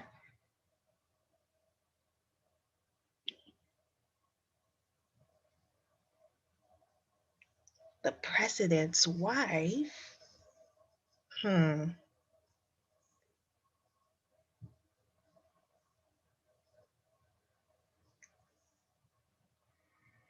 Okay. Oh, someone actually put the president's wife, but that was incorrect.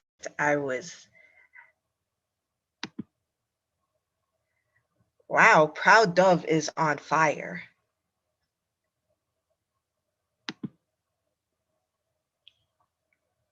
Another double point. Why was the original date March 19 chosen for the first International Women's Day in 1911?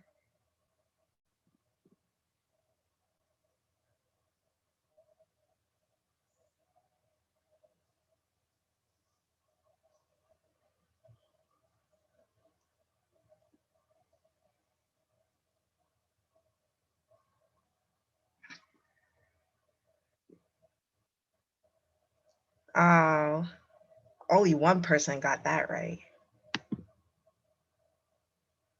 Oh, wow, Proud Dove on fire.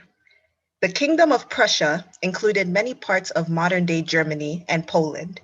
When the German-speaking states unified in 1871, Prussia became parts of the German Empire. True or false? The Prussian king did not keep his promise to allow voting for women in 1848.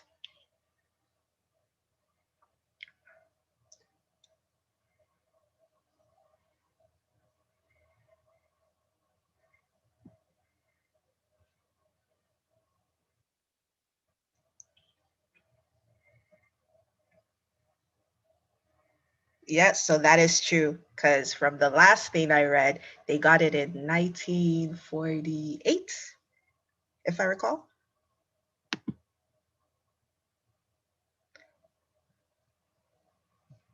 Wow, Proud Dove is just beating everyone. Someone needs to dethrone Proud Dove.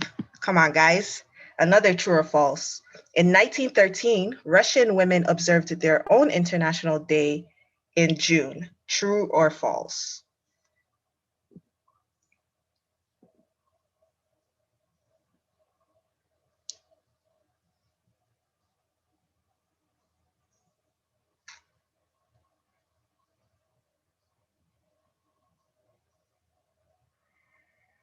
False.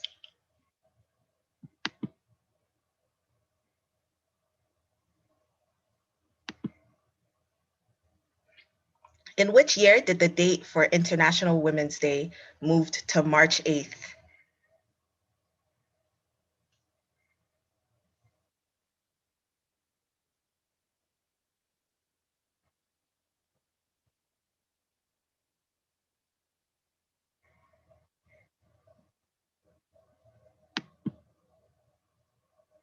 Oh, my proud dove has been dethroned. Let's go. Let's see if she can climb back up, or he can climb back up. What is the logo for International Women's Day?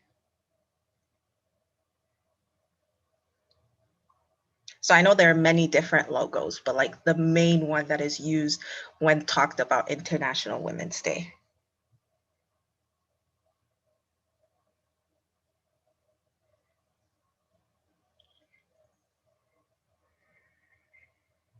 Oh, no one got this right.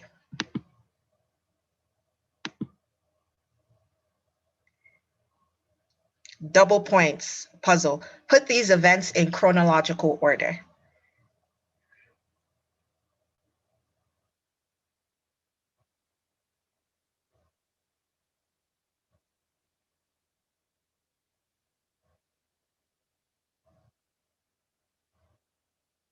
This one's a doozy.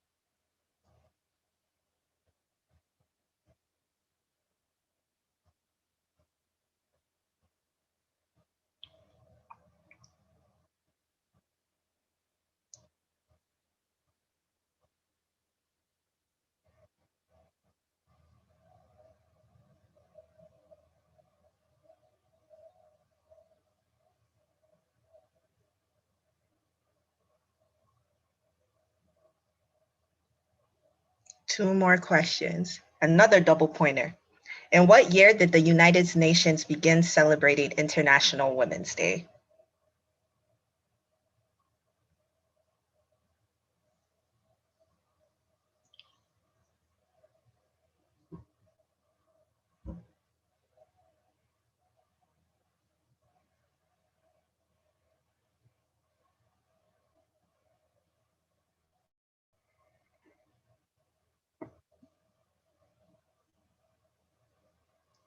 Oh, Proud Dove is back.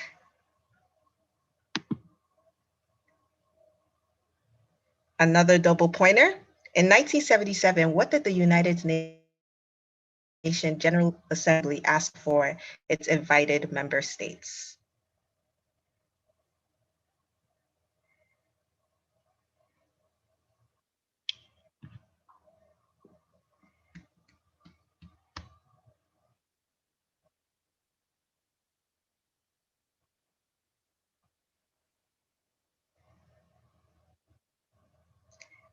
And our last question, type an answer.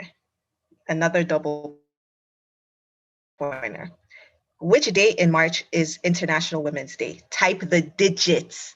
Type the digit.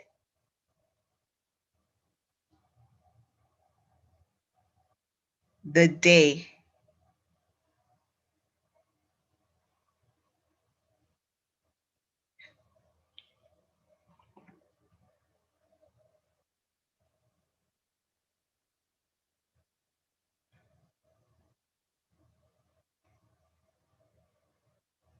Everyone should get this correct.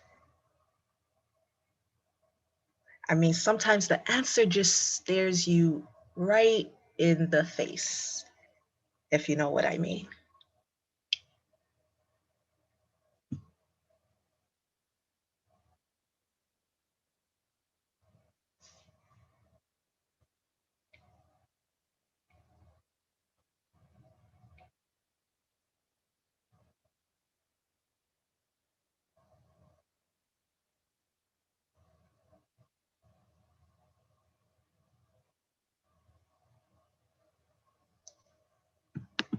So let's see who our winners are.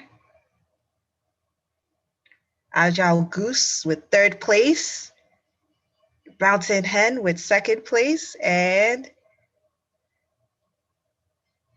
Proud Dove with 1st place. So Proud Dove, if you just reach out to us on our channels and we'll get in touch with you.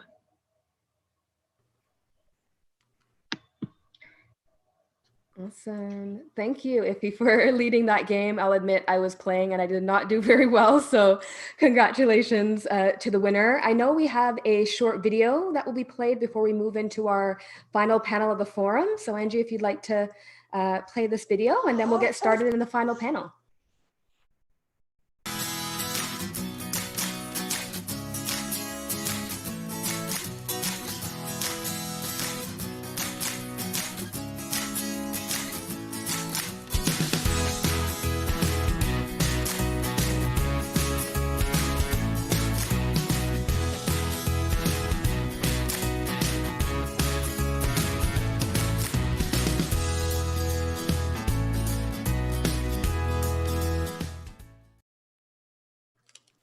Wonderful. Thank you. So we are now about to wrap up our break, and we are heading into our 3rd and final panel already for the forum. And it's on a topic that I'm actually very passionate about, which is entrepreneurship. And this panel is all about supporting women managers to become entrepreneurs. And of course, our moderator for this panel is Helen Hemmingson, who is the president at the Organization of Women in International Trade Toronto. So Helen, welcome. And let's everybody give a warm welcome to Helen, who will be moderating this panel. Oh, good afternoon, everybody. And thank you to Casa for inviting OWIT Toronto to moderate this roundtable on supporting women to become entrepreneurs. It is a great honor for us to be included. I've been watching earlier today on YouTube and it looks fantastic. And there's a lot of really interesting chit chat in the chat box. It would be great to connect with everybody that's been putting in comments. And welcome to everybody, including all our viewers on YouTube. I would like to start off by introducing my panelists and then myself. Julia Deans, with degrees from Queen's, Columbia, and Osgoode Hall Law School, Julia practiced law with Tories in Toronto and Hong Kong and built a legal recruitment business in Singapore before becoming a nonprofit CEO with Civic Action, Futurepreneur Canada, and the Canada Children's Literacy Foundation.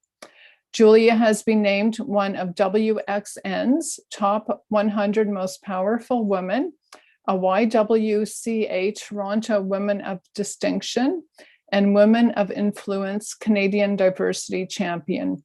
And she has received the Pearson Centre for Progressive Policy Leadership Award, the Goodman School of Business Distinguished Leader Award, and Le Prix Hommage Relève Ontario 2020. Julia is also on the boards of Invest Eco Capital, George Brown College, and the Canada Post Community Foundation, and also the Goodman School of Business Advisory Council. Julia is currently the CEO and president of Habitat for Humanity. Melissa Jimeno. Melissa is a committed educator with international business experiences in Japan, Chile, and Central America. She is passionate about preparing students for a global career. Melissa has guest lectured at the Business Academy Aarhus in Denmark and the University of Wyoming. She has taught international business courses at the University of South Carolina, Seneca College, and Centennial College. Since joining Centennial College, Melissa has been involved in the development of courses for both the International Business Management and Global Business Management programs. In addition to her faculty role, she is the program coordinator for the Global Business Management program. Vanessa Leverance. Vanessa is the Chief Inclusion Officer for BMO Financial Group and leads a team responsible for inclusion and diversity. She holds enterprise-wide accountability to drive diversity strategies, education, practices, and programs across the company, and to grow a culture of inclusion and belonging. Vanessa is also co-sponsor of the Canadian Black Professionals Network Enterprise Resource Group. Vanessa serves as president of the Greater Toronto Area Rewards Association and is currently a member of the Transition Steering Committee overseeing the merger of a community-based agency, Durham Mental Health Services, and Lakeridge Health after serving as a board member for 3 years. Vanessa volunteers throughout her local community supporting mental health, youth-based programs, and cancer support agencies. Vanessa attended Wilfrid Laurier University with a concentration in psychology and has completed the Certificate in Human Resource Management from Seneca College. And now for me, I'm the proud president of the Organization of Women in International Trade, Toronto chapter. This is a membership-based organization promoting the advancement of women in international trade. We're part of OIT International, which has about 25 chapters and 2,000 members worldwide. Our members are entrepreneurs, professional service providers, banking, financial, schools, educational institutes, manufacturers, and others. We have a number of events throughout the year. We have had some great successes this year because we had a lot of networking events that were done in person, but we're not able to do that anymore. And we're really looking forward to meeting with everybody again over a glass of wine. We're currently doing webinars and they've been fairly successful. So we are thriving in this pandemic. We're volunteer run and we all have day jobs in international trade. I personally, on a professional basis, represent a British manufacturer of spirits, rum, gin, and pink gin. And I also have my own consulting firm helping overseas companies get access to the Canadian market. So our topic today is supporting women managers to become entrepreneurs or intrapreneurs, I guess. I'm going to have a question for each panel member. And the first question is going to be for everybody. And it is, how would you define an intrapreneur and why and how should they be encouraged? So I will ask Julia to go with this one first. Oh, you're on mute, Julia, sorry. The perennial thing. Thank you so much, Helen, and thanks for including me in today's session. I've been also part of some of the morning sessions, and it's been really energizing and inspiring. And I love this session on entrepreneurship. Because we all know what an entrepreneur is, you know, somebody who takes an idea and builds it into a new business or an organization, which can include a charity. And I always think of people like Joanna Griffiths, who was a futurepreneur, and she came up with an idea for leak-proof underwear, and she created Nixwear, which is a huge Canadian success story. Or somebody like Samantha Nutt, who saw the need and a way to support children in war-torn countries and created War Child, which again is another made in Canada success, albeit one with a very hard issue to deal with. An intrapreneur is somebody who also builds an idea, but they do it within an existing business or organization. And examples that bring it to mind are Sheryl Sandberg, who is the person who figured out how to make Facebook profitable. So she figured out how to make the money. I think of my former colleague, Naki Osite, who developed Civic Action's Diversity Fellows Program, which has accelerated the leadership of so many of our region's up and coming city builders. And in both cases, whether you're an entrepreneur or an intrapreneur, you're someone who loves to learn, you like to try new things, and you're constantly spotting ways and opportunities to do things better. The difference is that if you're an intrapreneur, you're happy to develop your ideas or projects within an existing organization. And it's one that already has the people and resources to help you, instead of having to go and create your own organization, which can be pretty daunting. Not to say that being an entrepreneur is easy, you still have to sell your ideas and convince people to invest time and money in you. And you can get pretty frustrated if you don't, and we can come back to what works. But if it works, it's a great role for the entrepreneur, and it can make lots of headway in the organization. And I'm sure my panel colleagues will talk to that a bit more. Great, thank you. Melissa, would you have something to say about that, but from a different perspective as you're in the educational sector? Sure.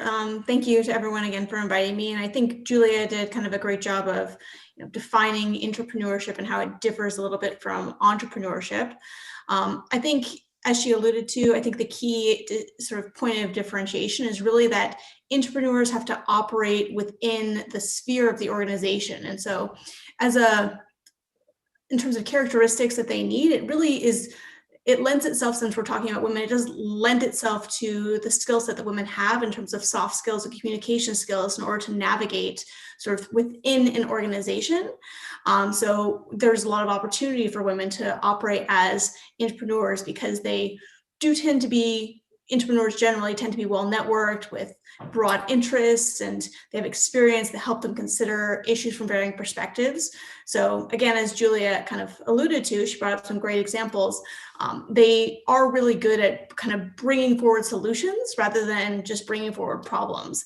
And I think that certainly women working and managing, as several people have alluded to earlier today, multiple obligations, that's something that we can be quite good at. I think it's also useful to think about how we can encourage entrepreneurship in terms of thinking about sort of promoting a culture of personal responsibility, because that's really kind of what entrepreneurship is highly about. It's about sort of recognizing problems that you can sort of tackle in a really perhaps unique way and helping the organization kind of navigate and allocate resources to those problems. Great, thank you. Vanessa, you're up next. Okay, thanks. Things from BMO. Yeah, I'm happy to be here. Thank you very much for the invitation, by the way. I think this is a great forum. From our perspective and from my perspective, essentially an intrapreneur is an entrepreneur within the organization. I think Julia and Melissa did a great job in framing that up. And if we define an intrapreneur as someone who has an innovative mindset and is encouraged to take risks and develop new ways of thinking within the confines of an organization, then we encourage entrepreneurs by creating, and I think it's important within an organization to have a safe space where everyone feels that they can bring their ideas forward and feel valued and respected and heard. And we at BMO consider that a psychologically safe environment for intrapreneurs, women, to take risks and look at things from an innovative perspective.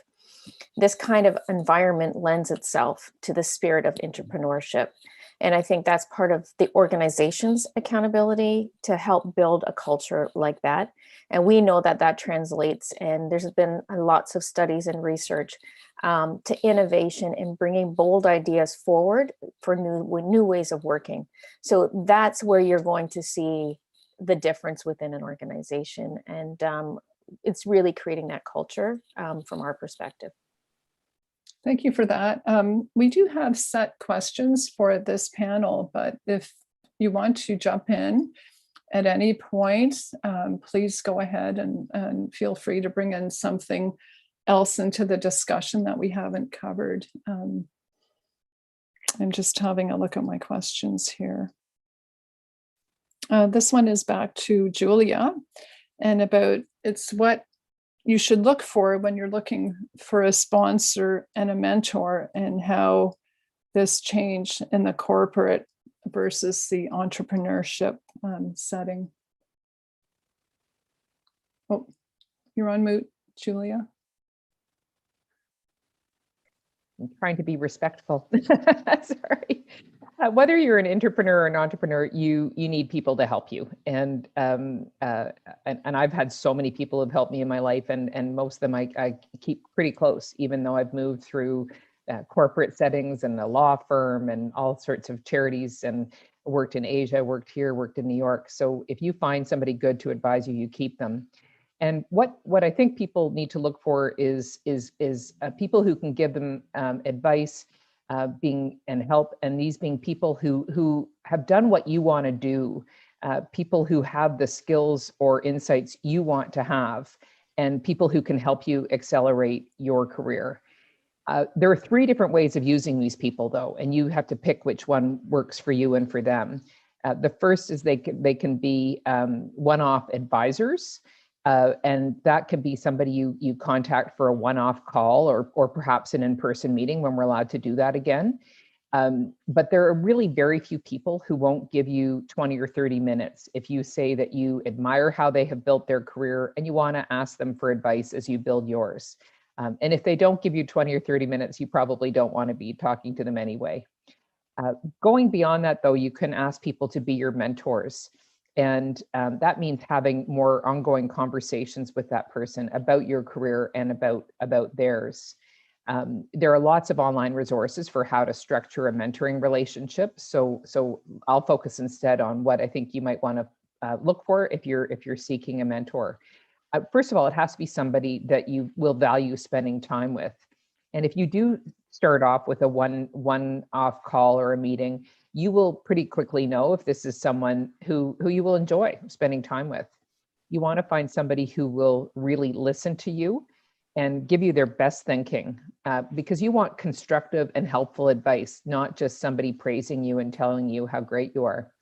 And you also want someone who's able to give you their time. And some people may just legitimately not have the time to offer. They have other things going on in their lives, like looking after kids, or they may not be able to give you as much time as you want. So I always say, don't be afraid to try out a mentoring relationship for a few months and see if the amount of time and the relationship is working for you, as well as for that mentor. And that brings up an important point, which is that mentorship is a two-way relationship. So as much as you get from a mentor, they will also be getting things from you in terms of your ideas and perspectives and energy. And then sponsorship is the third way to tap into people who can help you. And sponsors are people who will actively promote your career and help you achieve more. And if you're an entrepreneur, they're people in your business or organization who will put you forward for projects or promotions. They'll amplify your successes and they'll introduce you to others who can help you. Similarly, for entrepreneurs, those are going to be people who promote and recommend your business, who amplify your successes and introduce you to others who will help you build your business. Finally, I'll say, if you're an entrepreneur, you can get help from people like Vanessa, who will say, this person might be worth you having a talk with, or this person might be worth being a mentor consideration. But we are very much a city of networks and a country of networks, and people don't jealously guard them. So if you need to build yours, and you need to reach out to people who can help you as a one-off or a mentor or a sponsor. Yeah, at some of the sessions this morning, they mentioned how women are natural networkers, and it's very natural to find a sponsor and a mentor. But do you think, Julia, it's different in terms of your needs as a woman versus your needs as a man, in terms of what you need from mentorship and sponsorship? Can corporations really distinguish that, or? Well, and I'd love Vanessa's thought on that. I think you want to get somebody who appreciates where you sit, and that if you get somebody who has no idea what it's like to be in a woman's shoes, and the challenges that you might be facing compared to someone else, that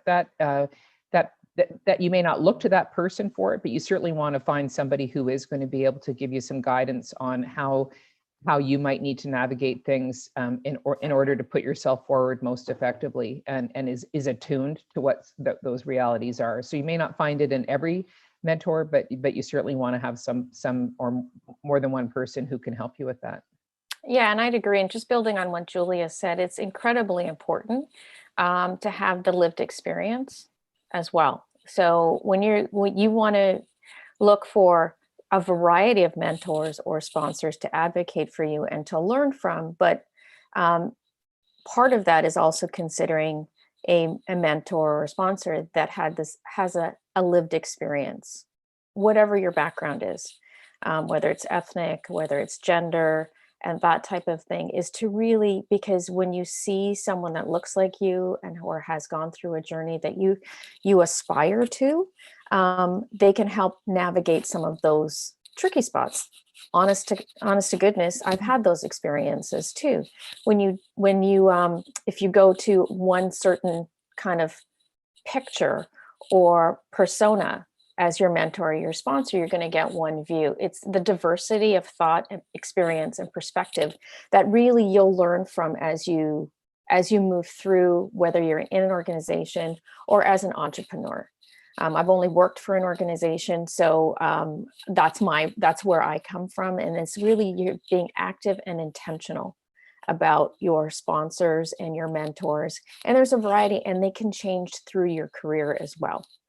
And at the bank, we have specific career advancement programs for some of our segments that we focus on, because we've recognized that some have been marginalized through that. And we have one with our Indigenous employees that are newly hired. And it's called Mikana, and it's an Ojibwe term to mean pathway.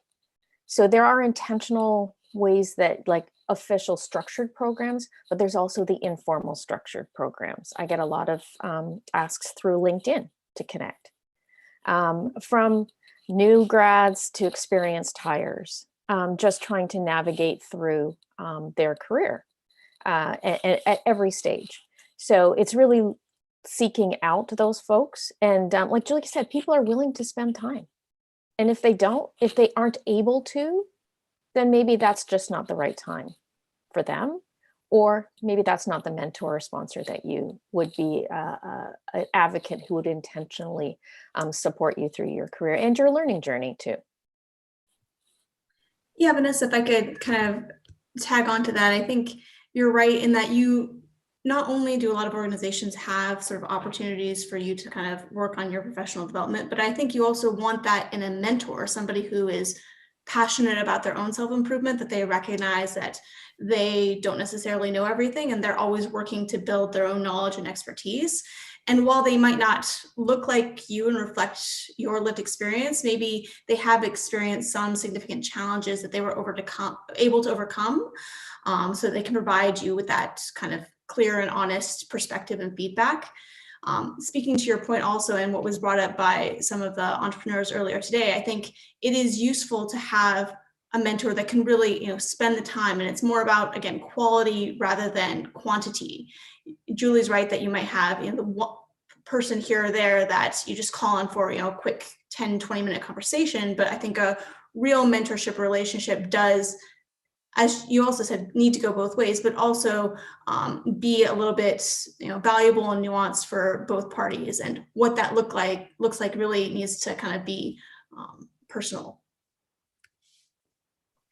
Yeah, it's interesting. There's both like formal and informal sponsorships and mentors. And I had worked with the British consulate for a number of years, helping UK companies get into Canada. And I was working in automotive and aerospace and nuclear, and I don't have an engineering degree, but I was able to figure out how things worked. And there were these incredible women's groups that were so welcoming, like women in nuclear, women in aerospace, women in transportation. And they were just such fantastic groups to be a part of. And you had an informal networking, and it also helped you. They opened a lot of doors for you, and they were powerful women in their own right. Can I just, you make such an interesting point, Helen, which is that sometimes people who you might think are your competitors are actually your best mentors. So often entrepreneurs who are working outside of organizations seek out other entrepreneurs to help them. Me as a not-for-profit CEO, I'm always working with other not-for-profit CEOs because they help me do better. And I have a child who works at BMO who's a great example of an entrepreneur. And my child works with others within BMO, but talks to people in other organizations too to find out how they can improve their games. So it's you can reach pretty widely when it comes to mentorship. And I think, Julia, you made a really good point. My network is with the other CIOs, whether it's in my industry and outside of the industry. I learn from them. They learn from me, and it's a reciprocal arrangement. So it's you don't have to stay in that one specific area to learn and to educate as well. Yeah, that leads into our next question about the role of mentorship and sponsorship in business and building partnerships. Vanessa, did you want to expand on that a bit more? I think you've covered a bit of it already. Yeah, I think I did cover a bit of it, but I think the strong partnerships, formal and informal, and having that become a part of your regular practice, and it's building out your network in a capacity to accelerate your learning and growth and experience. And I think we've kind of, for me, we've touched on a lot of that, and I'm not sure if there's any other questions or other concepts or insights that Melissa or Julia could provide. But I think that that's the only way from a personal growth perspective within an organization that helps you. I know my network and my mentors, both within my industry and outside of my industry, and my sponsors have helped me through my career as well. For sure, Melissa, they may be the people who hire you. They may be the people who buy your product. So you can easily convert a mentor into being a client or a patron or whatever. Excellent point, Julia. It's true. Melissa, are you involved with the young professionals in international trade? I know they're yeah, so that would be started by some former students, and so I've kind of helped support them. I kind of let them deal with the nitty-gritty, but support them when I can. Oh, okay. And they have regular monthly meetings, I guess. Yeah, and, so they have regular meetings, and they are really good about creating events where they bring in, potential mentors essentially to help guide students and people who are interested in pursuing, a career in international business, to help them, whether it's in sort of helping them understand how to navigate sort of the immigrant process, helping them understand how to sort of formalize their network in Canada, et cetera. So they do a really good job to kind of help facilitate that. But it is completely student run. I'm just kind of a side partner, if you will, in terms of helping promote. And they're developing good skills by setting up an organization and making it thrive and getting new members and having topics and speakers. Okay. Another question is, what are your thoughts on entrepreneurs becoming great entrepreneurs in the future? And this is for Julia. Sorry, what was the question? Oh, sorry. What are your thoughts on entrepreneurs becoming great entrepreneurs in the future? Entrepreneurs becoming entrepreneurs?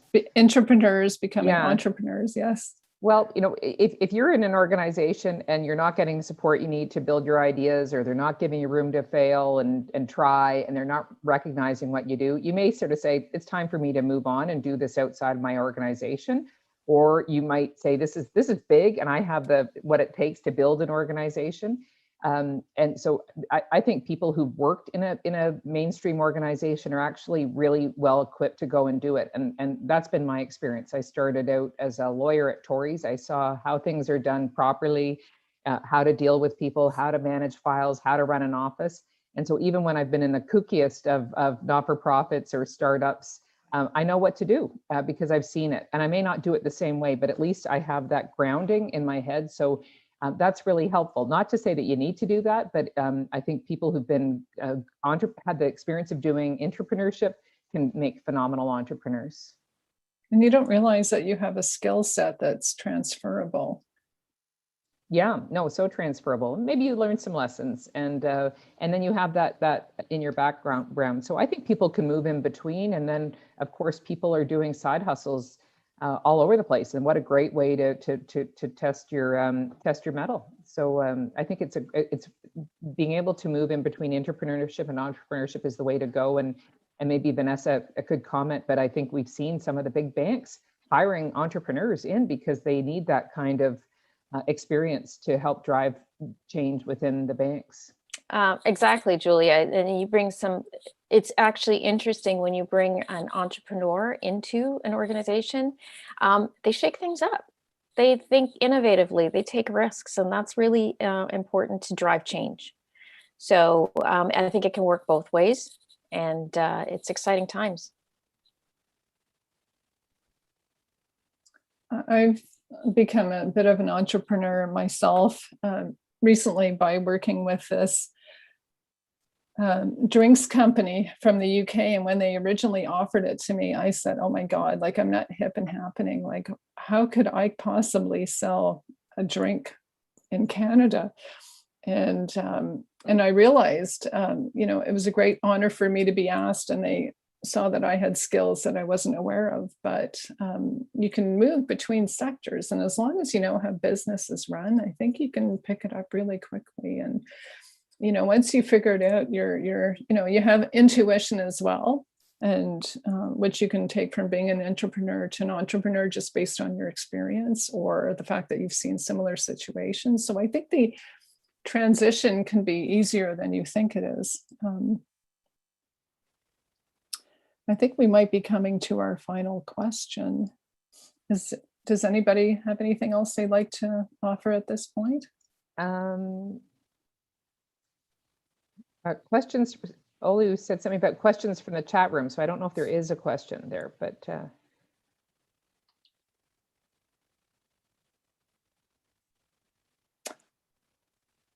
I don't know how to get them. I see there's questions from the chat room, but I'm stumped as to how I get access. It says, what are your recommendations for people? Okay, well, she'll keep it coming, I'm sure. Oh, okay. You see it? What are your recommendations for people looking to transition to entrepreneurship from the corporate world?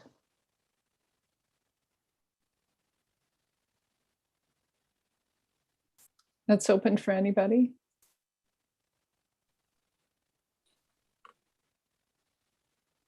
Well, I can kick off. Don't leave people with a bad taste behind you. So if you are leaving the corporate world, make sure you stay friends with the people you're leaving, because they will be helpful to you, and you never know when you're going to want to go back. If you're in the corporate world, you have the luxury of exploring what the entrepreneurial opportunity might be before you take the jump. And the organization I was with before at Futurepreneur is a great way for young entrepreneurs to do that. But we have a lot of resources, particularly in the GTA, for people who want to explore entrepreneurship, look at a business plan, get some guidance. So there are lots of things that can help you position yourself, and then you can think about doing it in a bit of a part-time way as well before you take the plunge. But big thing is maintain your relationships. Always. Yeah, and I would agree with you, Julia. Is maintain your relationships moving from an organization to out on your own as an entrepreneur. And I think there was a question in the chat group about what our advice or my advice would be. I think it's that maintain relationships, and also trust yourself. Trust yourself. A lot of women generally kind of tend not to, with that, taking that leap of faith. We at BMO encourage intrapreneurship. We want women with great ideas, innovative ideas. We'll take risks within our risk tolerance, of course. But it's like, trust yourself, and trust in people that have gone through the experience. There's a lot of people, men and women, on this call right now that have a lot of experience. Reach out and build your network. Yeah, I think that's so important. And Vanessa, you kind of mentioned the idea of making sure that you're maintaining your network, but also the fact that we've had this giant shift in the way organizations have been run over the past few months. There has been, for a lot of organizations, I imagine BMO, but others as well, a lessening of kind of the micromanaging. So it's sort of helped foster some entrepreneurship and given people that kind of taste of freedom, so to speak, with regard to their ability to manage their own time. And so I think the opportunity to do a side hustle, as Helen and Julia mentioned, is certainly there, and it's a good way to have that security before you fully jump into entrepreneurship on your own. So I definitely think that's an option for a lot of people. Yeah, I could jump in on a couple of the questions in the chat. One is, if you have had a mentor who hasn't really done much to support you, do some research. And there really are a lot of great online resources about what a good mentor does, how to structure a mentoring relationship, and decide what you need and make that agreement with the person. This is a serious commitment for you and for them. And the last thing you want is to be wasting your time or theirs. For international students who want to get support to do a startup, the very best advice is to go through your school. And Melissa might be able to speak to what they have on offer at her college. I know I'm on the board at George Brown. There's a lot to help international students. So Melissa, maybe that one you might want to speak to. Yeah, so certainly at Centennial College, there's a lot of focus through we have a ton of acronyms, but definitely different entrepreneurship and research hubs to help support international students, even with the very basic things in terms of organizing your business plan, and then just helping you, find local potential partners, because that's one thing that a lot of international students really struggle with, and it's kind of necessary to get your foot off the ground is to have a local partner. And that's kind of what I imagine the same thing is true at George Brown, but what the colleges kind of help international students particularly move forward with. Great, thank you. I think we're going to go to our last question, which is, how were you able to overcome challenges in the pursuit of your goals and aspirations? This is a really great question to end this session with. So please give yourself about a minute and share some insights with us. And longer if you need it, because I think we're a bit ahead of time right now. I can jump in. For me, overcoming challenges in pursuit of my career and my goals and aspirations has really been around taking risks. It's okay to fail, because I learned from those moments. I call them learning opportunities as well. But take a risk. I've taken a risk in a couple of areas in my career, and walked into roles that I have actually no technical background, but I had the transferable skills. And I think Helen alluded that earlier. We have transferable skills. Take some skills and learn from that, and be open to trying new things. And also what I did do is cultivate, and I think that was innate within me, but you have to cultivate a mindset of continuous learning, right? And seeking out. There's a lot of resources online within your organizations, within your professional network and associations and industry associations and that type of thing. I've had to build resilience and learn to speak up and be empowered to follow my goals and my aspirations. So that's really what I've had to do, and it's been a journey. I've got to say, it has been a journey. I also got involved with community-based volunteerism, where I learned a lot of skills, and we always go back to the networking, but it also meant something to me, and that is how I've been able to overcome some of the challenges and learn along the way, and that's all I can do, and seek out people who I admire. And who have gone through different challenges in their own right, whether they're entrepreneurs or not. So that would be what my input to that question. Yeah, Vanessa, I would agree with you in terms of like recognizing that a no is a learning opportunity. And for me, I think not only recognizing that, but also like taking sort of the steps to ask the questions and gather more information to understand why that no was given in the first place, so that if it's something that I can change, I can start to work on it personally. Or if it's just sort of an institutional issue, is it an issue of resources, then maybe that changes the direction of the program that I'm working on or the plan that I'm making. So it's not about just hearing a no and like feeling like defeated and shut down. It's about, okay, how can I solve this problem essentially? And again, gathering the information. I think too often I see in female students particularly, they're just so quiet and just unwilling to just ask those questions that would help them move forward. And my career has been all about spotting opportunities and going for them. And I really think anybody can do that at some degree. And we all have to reinvent ourselves continually. And so learn, look for opportunities and go for them and get help.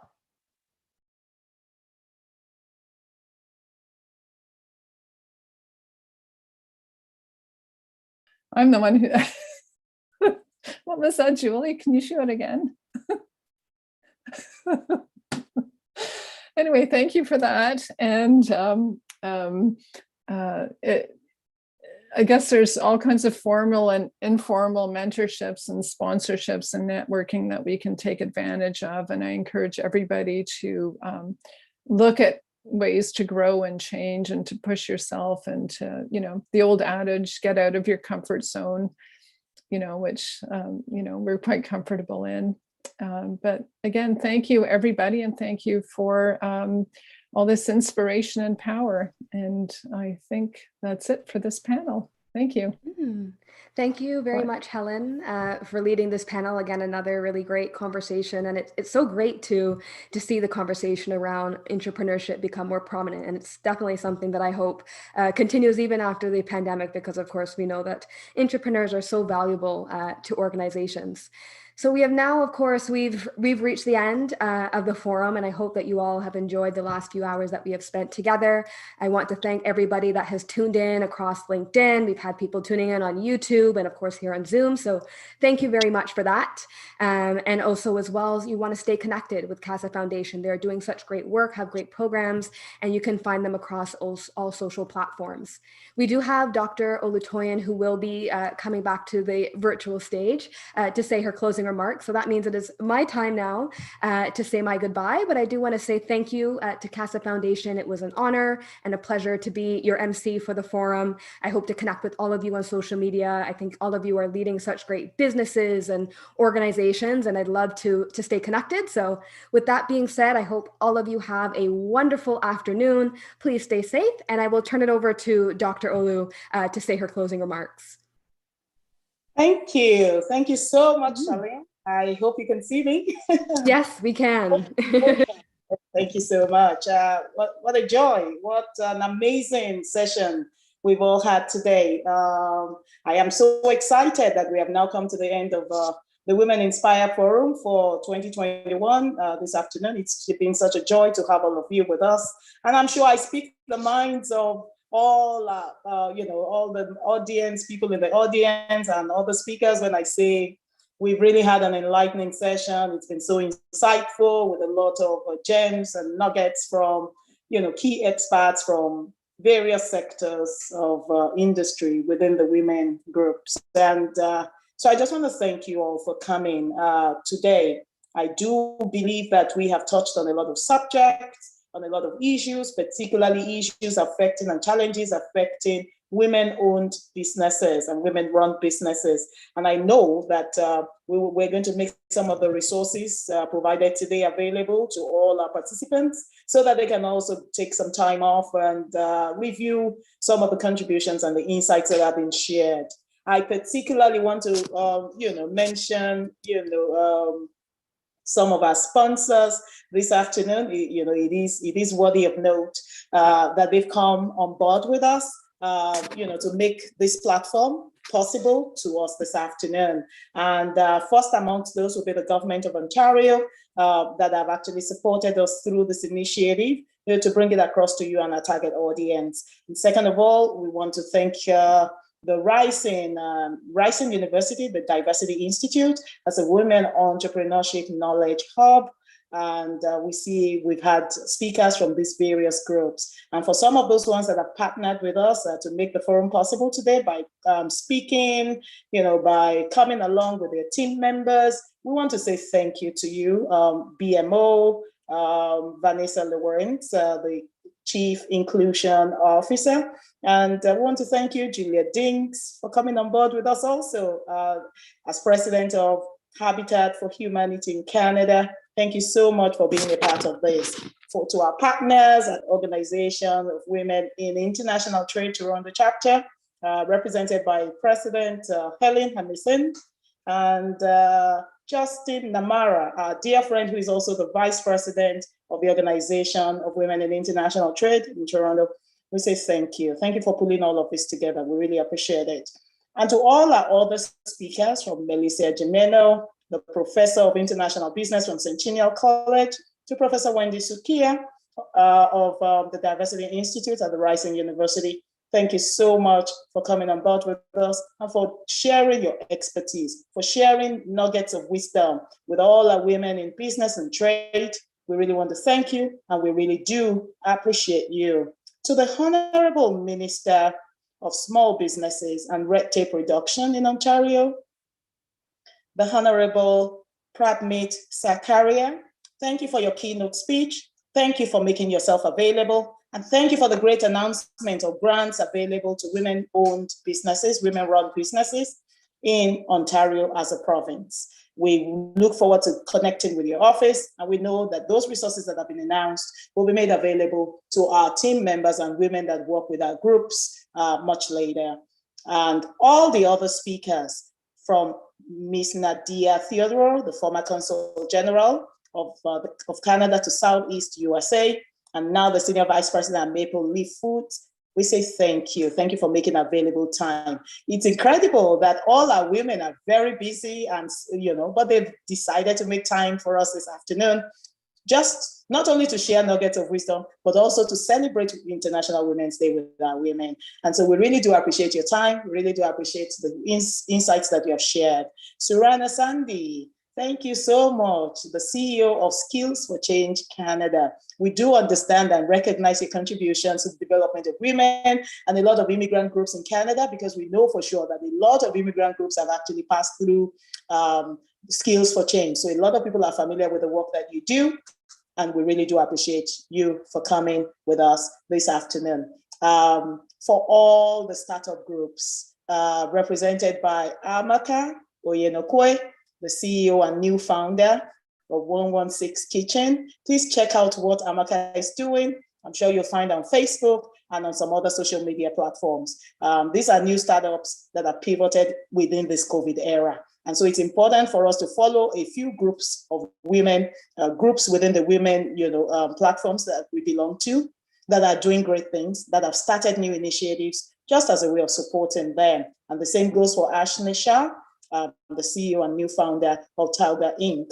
And also to Rachel Zakla, who is a student, but who has decided, to be a project coordinator at LATAM, that's Latin America Startup Groups, as part of our contributions to the development of all of these initiatives being projected there. Thank you, Rachel, for coming on board with us today. And last but not the least, we're going to also thank Christine Nakamura, the Vice President of Asia Canadian Foundation. Thank you so much for all the work you do in international trade, of projecting women, and all the missions that have been initiated, even in this COVID era. What a joy to ensure that even the women initiatives and the developmental initiatives that you have within the Asian Pacific, the Asia Canadian Foundation Group is also being fast-tracked, even in an era like this. Thank you so much for all the work you do. A few resources were also shared in the course of our discussion today, brought to us by Shay Loy of the Women Entrepreneurship Knowledge Hub.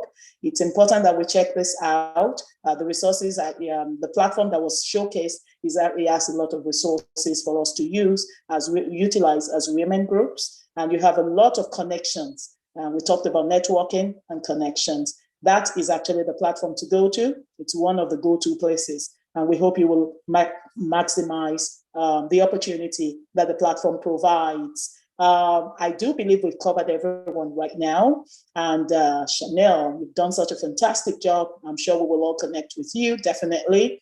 And Ify at the Kahoot, thank you so much, every one of you.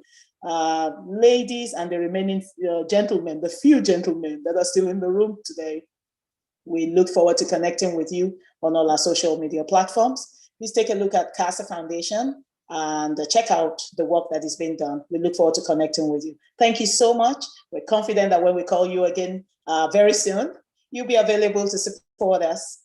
We look forward to connecting. Thank you. Have a wonderful day.